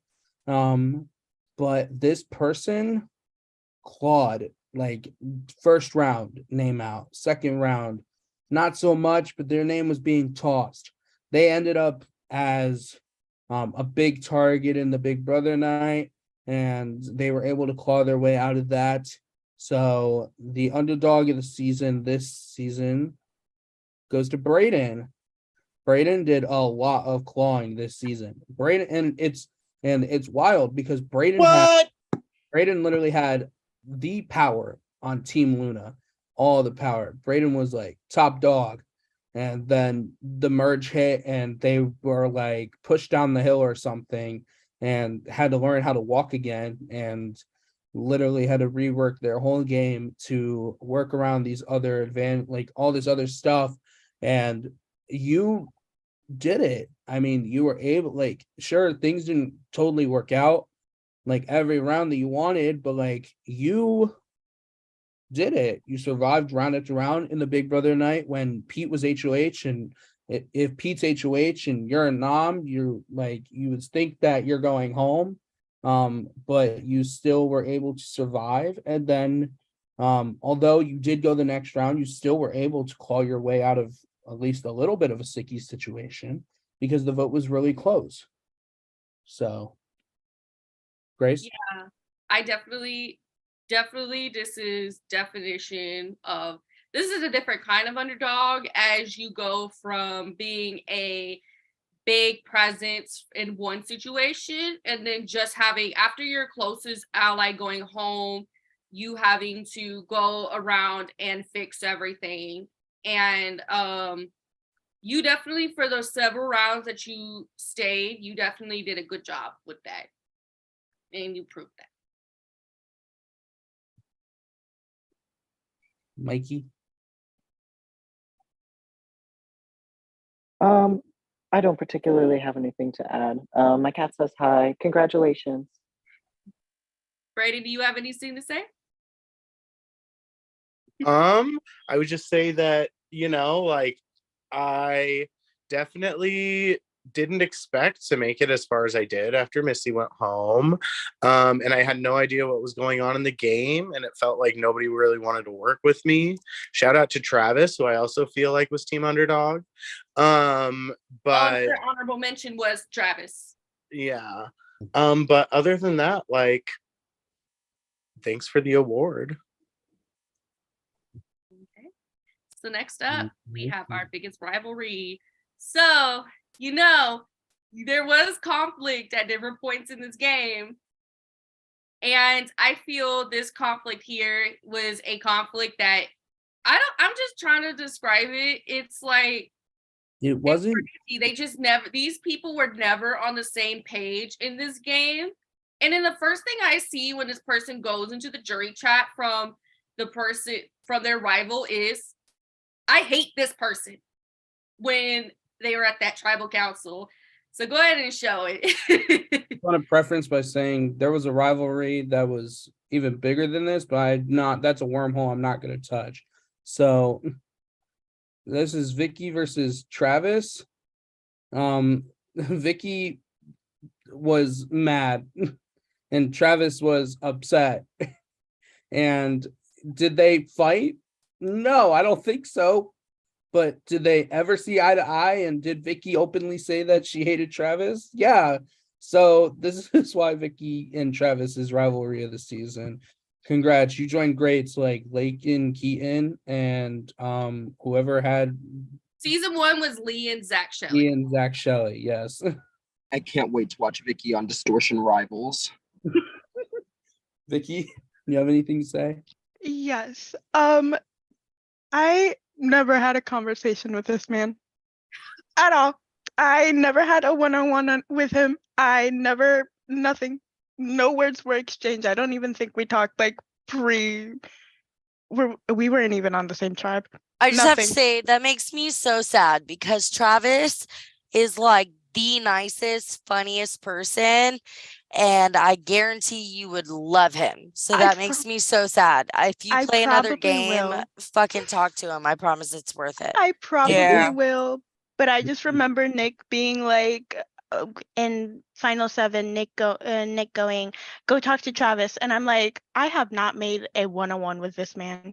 I have not said a word to him. But yeah, it was quirky, cute, fun. Travis, you're probably an amazing person, and I'm just a biatch. So, love ya. Speaking of Nick, you just reminded me of something. Speaking of Nick, I remember Nick at the beginning of this game was like, I'm not a fan of Travis. And then they just became really close in the merge. And it was so nice to see. I was not a fan of Travis, and then Vicky went and I said, fuck, I need Travis right now. And now y'all love each other though. So yeah, some other honorable mentions go to Nick and Pete just in the last 2 rounds. Nick and Mac just in the last 2 rounds, and Mac and Pete just in the last 2 rounds.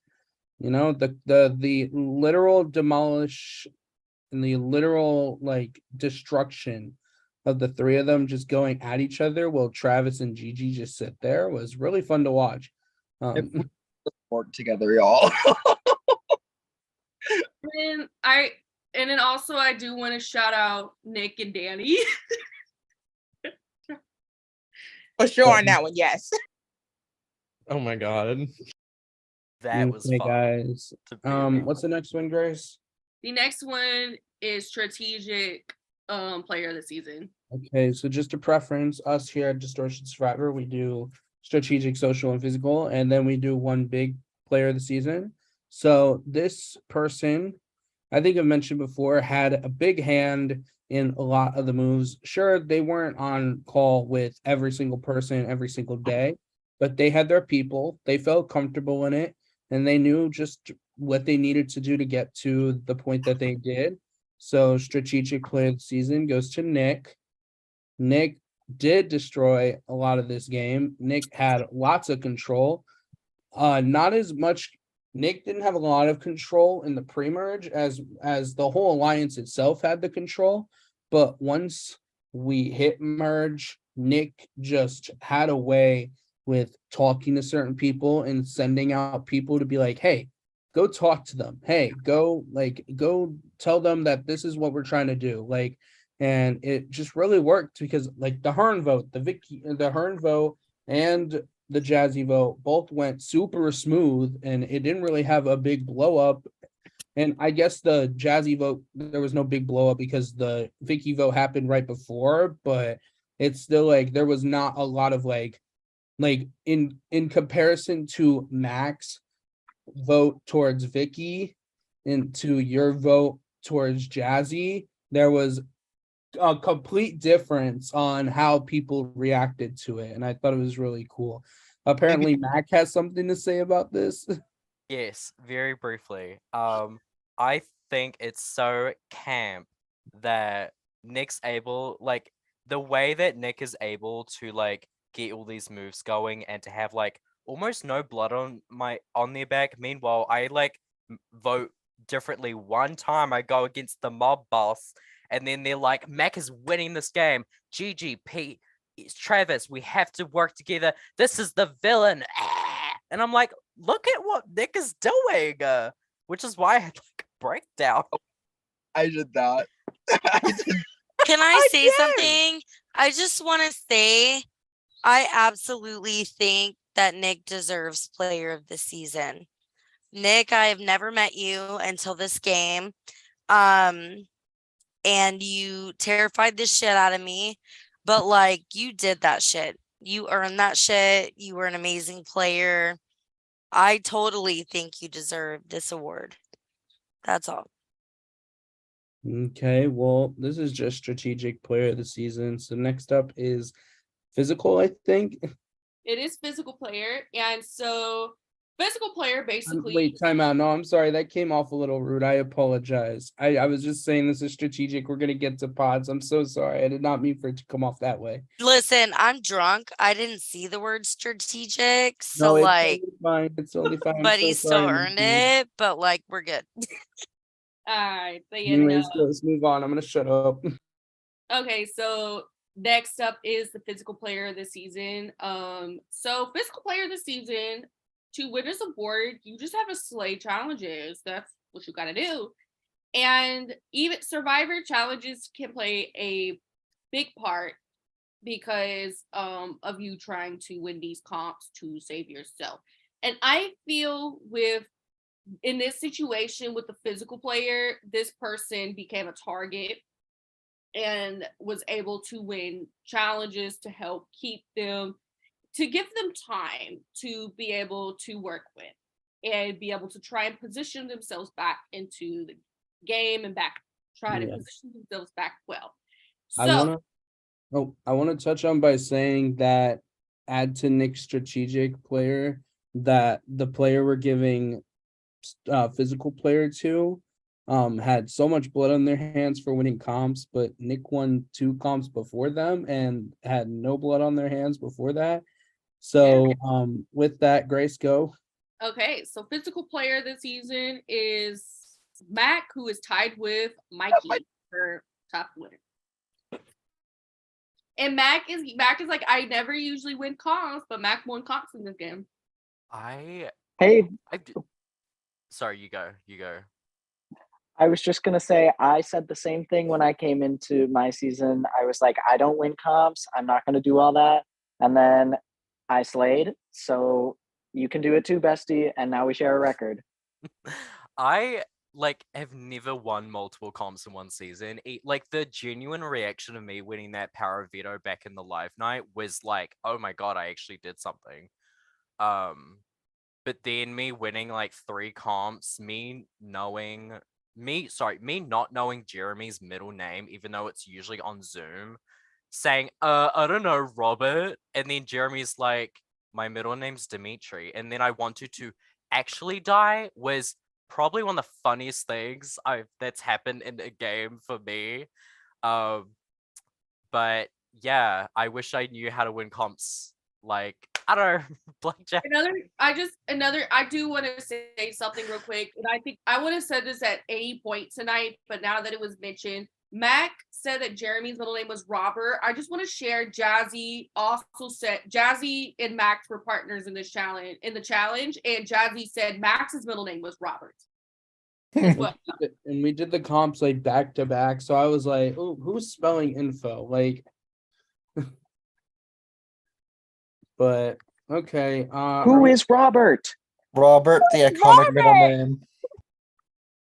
Okay, I think the next one is social pots.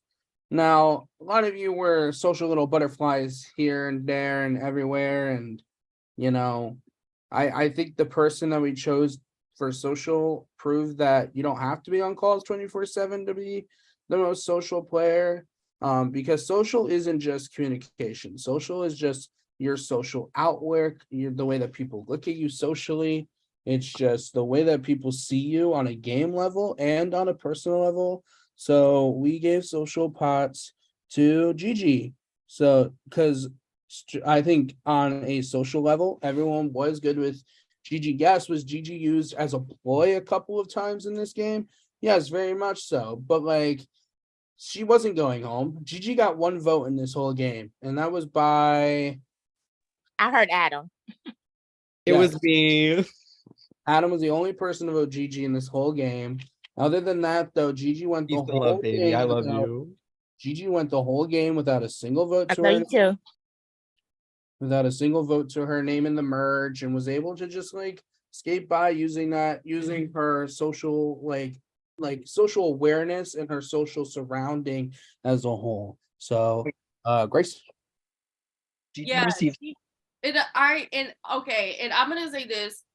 So I am known in these games, I am known as one of the top, even when I'm like not working, like even when I'm working and all that, I'm still known as a very social figure in this community. So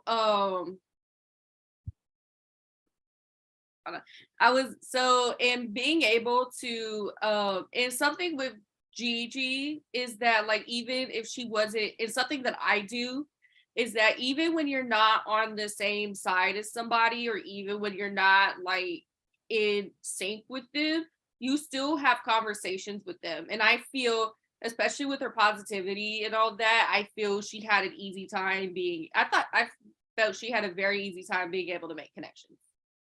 So, and that's definitely what social player. I'm just like that in general. That's like the Libra in me. Like I'm always wanting to like connect with people and get to know them, and yeah, just try to stay as positive as I can in a game like this.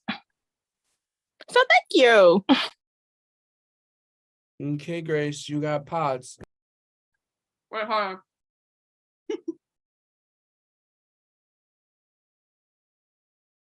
I just took a big bite of my steak.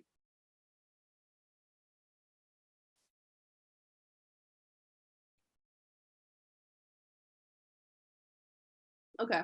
Anyways, sorry, but I'm still eating my food. But anyways, player of the season. So I definitely feel, to me, this was one of the most narrow, one of the most narrow player of the season, one of the most narrow decision that we had to make for this, because there were a lot of good players this season, and we definitely feel, and at that towards the end game, it was narrowed down to 2 people, but I feel a placement is what really kind of was a factor in that, and how much hold, and also how much hold this person had in the game. And we felt throughout the game, this person was in a more stable position than the other one was. And they just had a lot, they just had a lot going for them. And they would have swept if they were to make the end of this game. They would have fucking did that. So, player of the season, drum roll please, is Nick. And it was a very close decision between Nick and Mac, by the way. I will say that up until like this afternoon, we had both of you getting pots. But I think, yeah, just mentioning the whole final 7 thing, like, yes, Mac was able to really Mac being able to kind of bounce their way back up from that was very impressive. But I think Mac said it best. I think the mob boss, the whole Nick made all of these moves, and a lot of them were very open move too, and yet no blood. It was always, oh, Vicky. It was always, oh, Jazzy. It was always, oh, Mac, oh, P. It was never oh, Nick, until final 4 or final 5. And I think it's just really impressive. I watched it. I like watching it. And like I said, final 7 or final 6 was such an immersive round for me. I loved it so much. Can we just say that I assumed they did get player of the season. It turned out to be strategic, but they did that. They got player of the season, as they should. Good job, Nick. I know all of us on prod were trying not to react. Thank you guys so much. That's a slay. Oh, And and that's on Jazz. Mac, I- up. 2 things. I do expect my All-Stars call. And secondly, for the final time, and nobody else better say this on this call, or I will have to repeat myself. And that's Jazz. You're dead to me. Oh, and I do want to say this is my very first Survivor org win. Period. As you should, bitch. Is there an award for spookiest makeup for the music video challenge? I'm just curious. You should win that. Bitch. I just want to say, I don't know if Seb did those. Seb's the one that made his PowerPoint, and I'll make them if he did it, but usually I create superlatives. Do you have that in there or no? No, that's your thing. Okay, I will make superlatives, and I will share them with you all when I make them. I don't know what that word means, girl. I'm dumb. Superlatives, oh yeah. You get everyone gets a participation award. But is there a spookiest makeup of the music video award? Oh, when I say You'll that, see, Queen. Just wait. When I say all I that, want. you will have makeup somewhere mentioned in your. That's all I want in my life. Okay, I'm good. Okay, Jonas, remind me what the next award is. We're getting to the host favorite now. And first Oh, up, okay. So Mikey. first one is Mikey, right? Okay, Mikey, you're here to explain it. Woo! Okay. So I'm gonna summarize mine really quick with just one thing. Shout out to Mikey's Prodcast. This person was in my prod chat for my season. They stuck with me for the whole journey, and I got to see them through their journey on this season, and it was just really great to watch. They played an amazing game, were the effective runner-up for player of the season, and so my host favorite is Mac. Oh, Mikey, you're such an angel. Seeing you win season 2, and then I get this call to be in season 3. I'm like, if I could win this and be sitting in the winner's circle next to Mikey, that'll just be the most amazing thing ever. But I'm glad Gigi's there, and I am so thankful to be your favorite of the season. Thank you so much, Angel.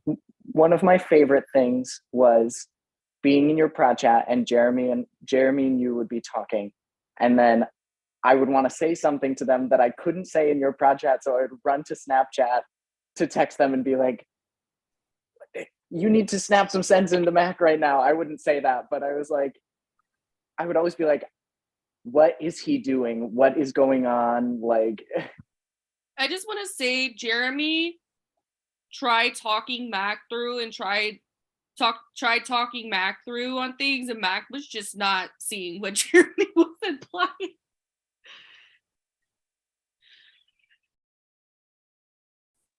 anyway, that is all. Love you, Mac. All right, next host award is but you have Jesse next.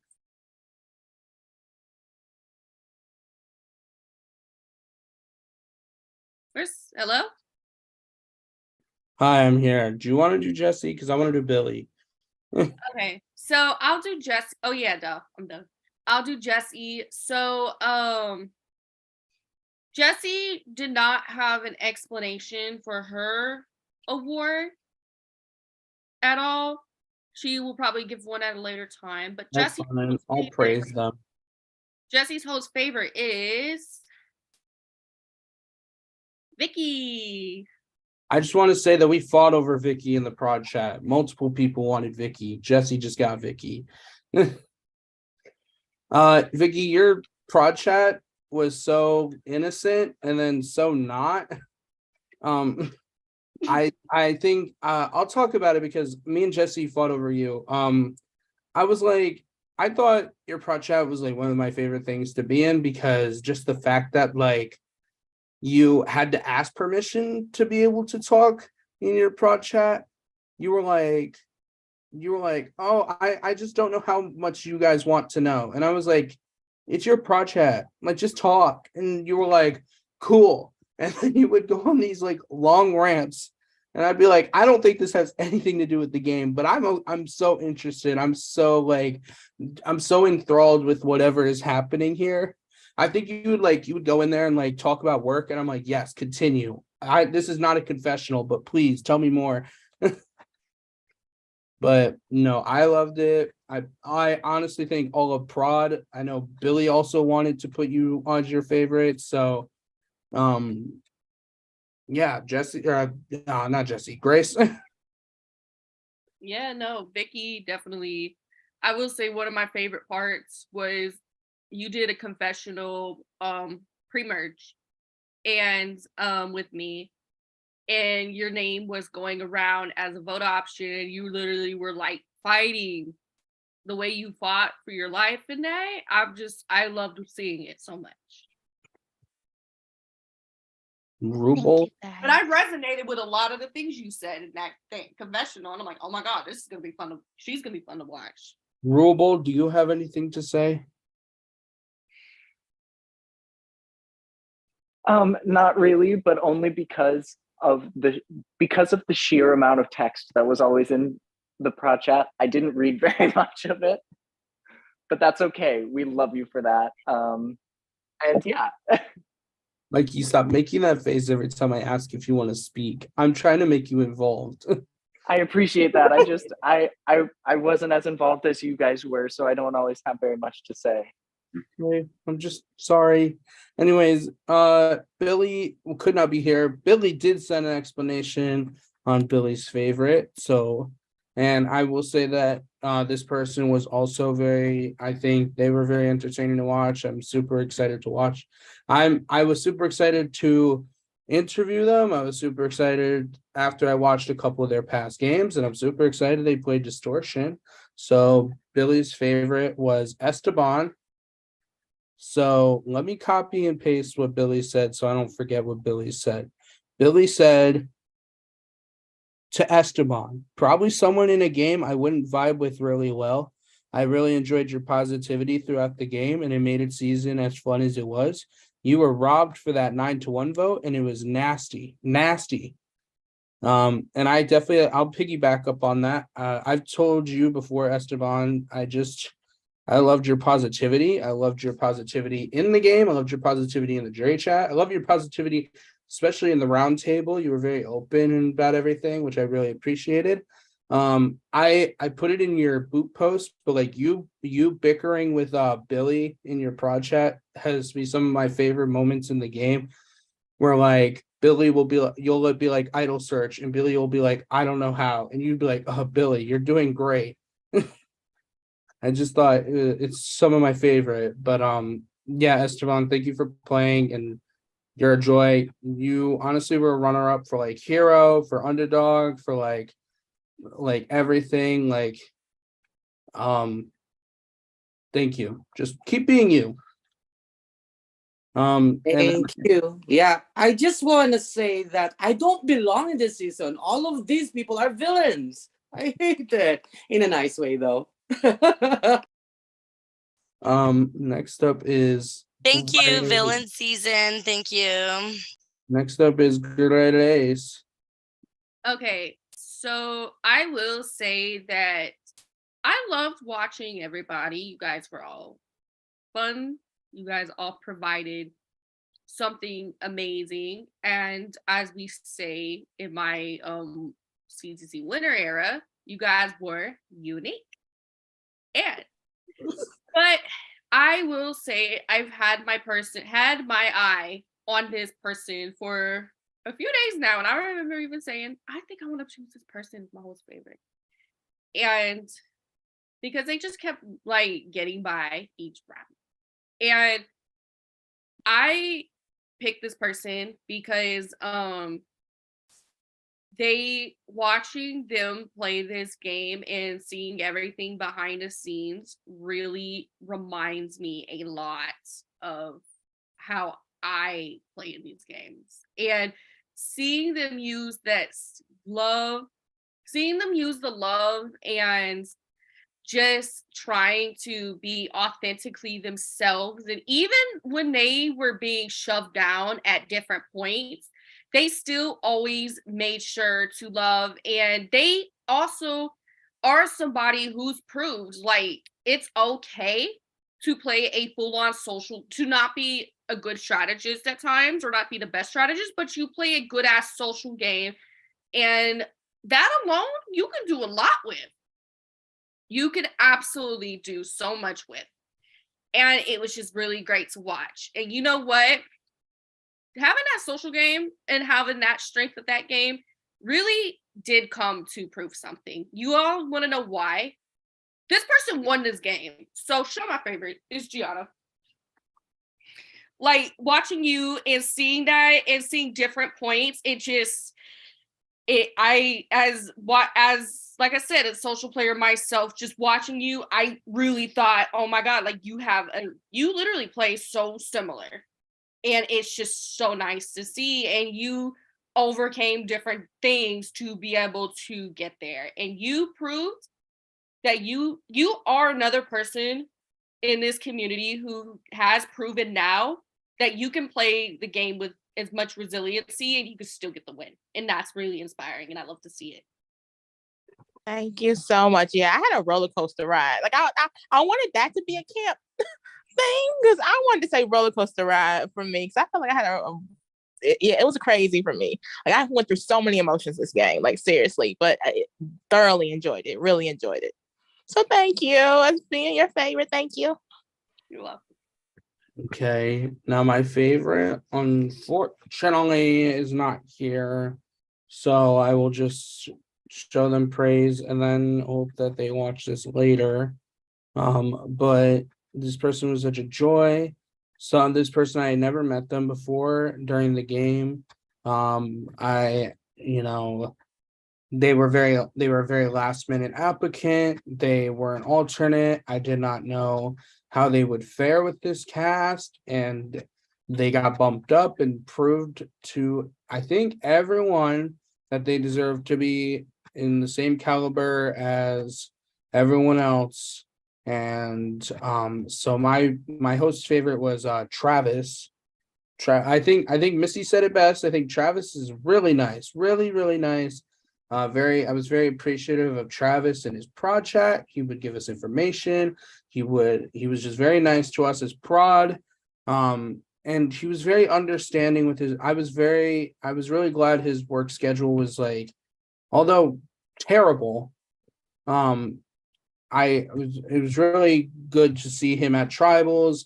He was very vocal this season. He very much wanted to play the game, and I think that just put a big spark in me to favor him and to see him succeed in the game.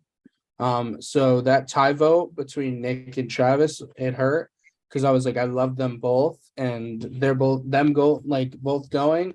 It's gonna hurt.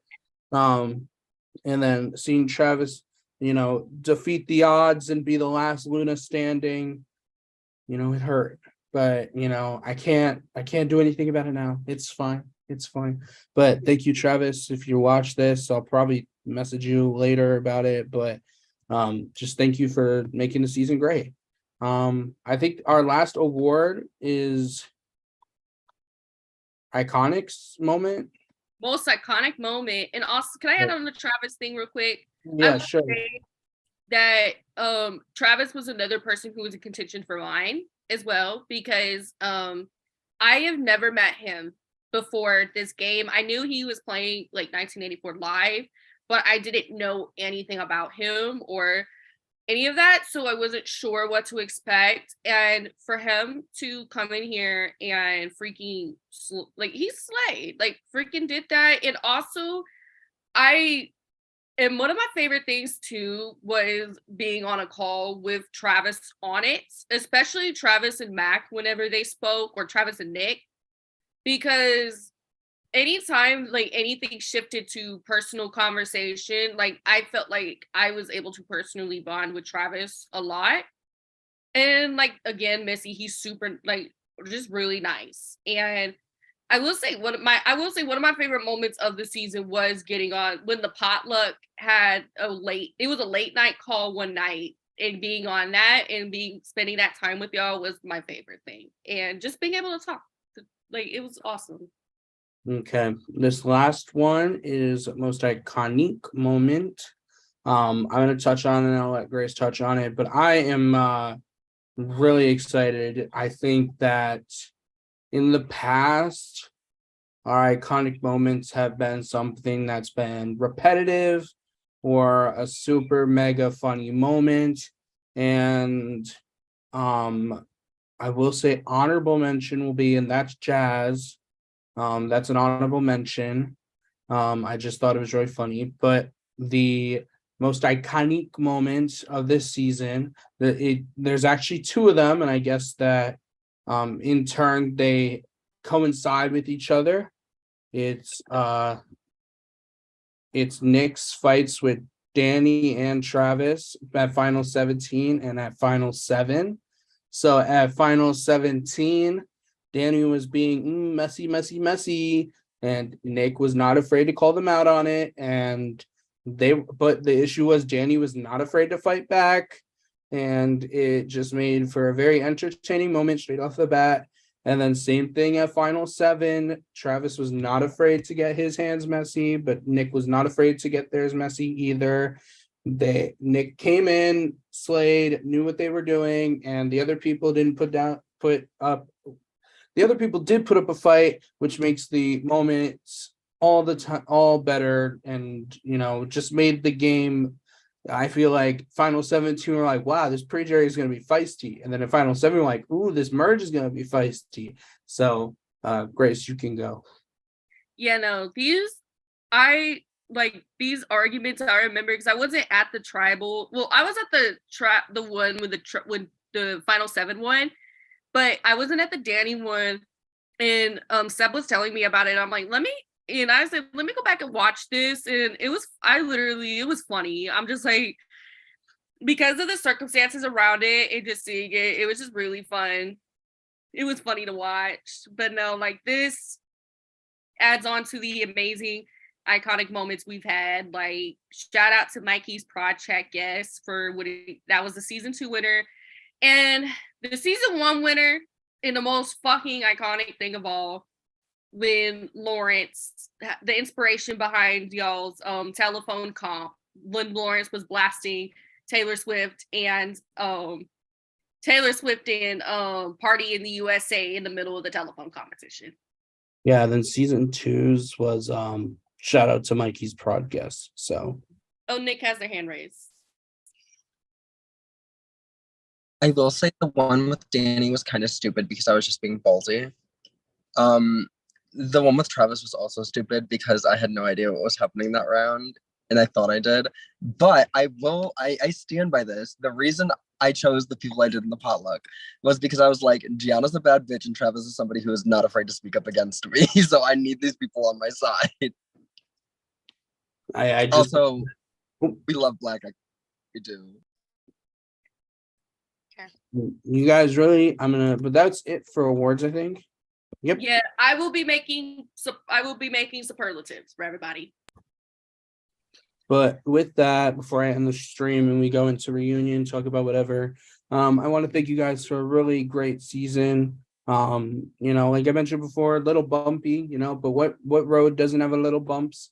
Shout out to Gianna again for a very amazing win. Shout out to Pete for winning runner-up. Shout out to every single person that participated in this season, that played this season, and Distortion 4 will come when we decide to, because we need an app. So I'm gonna stop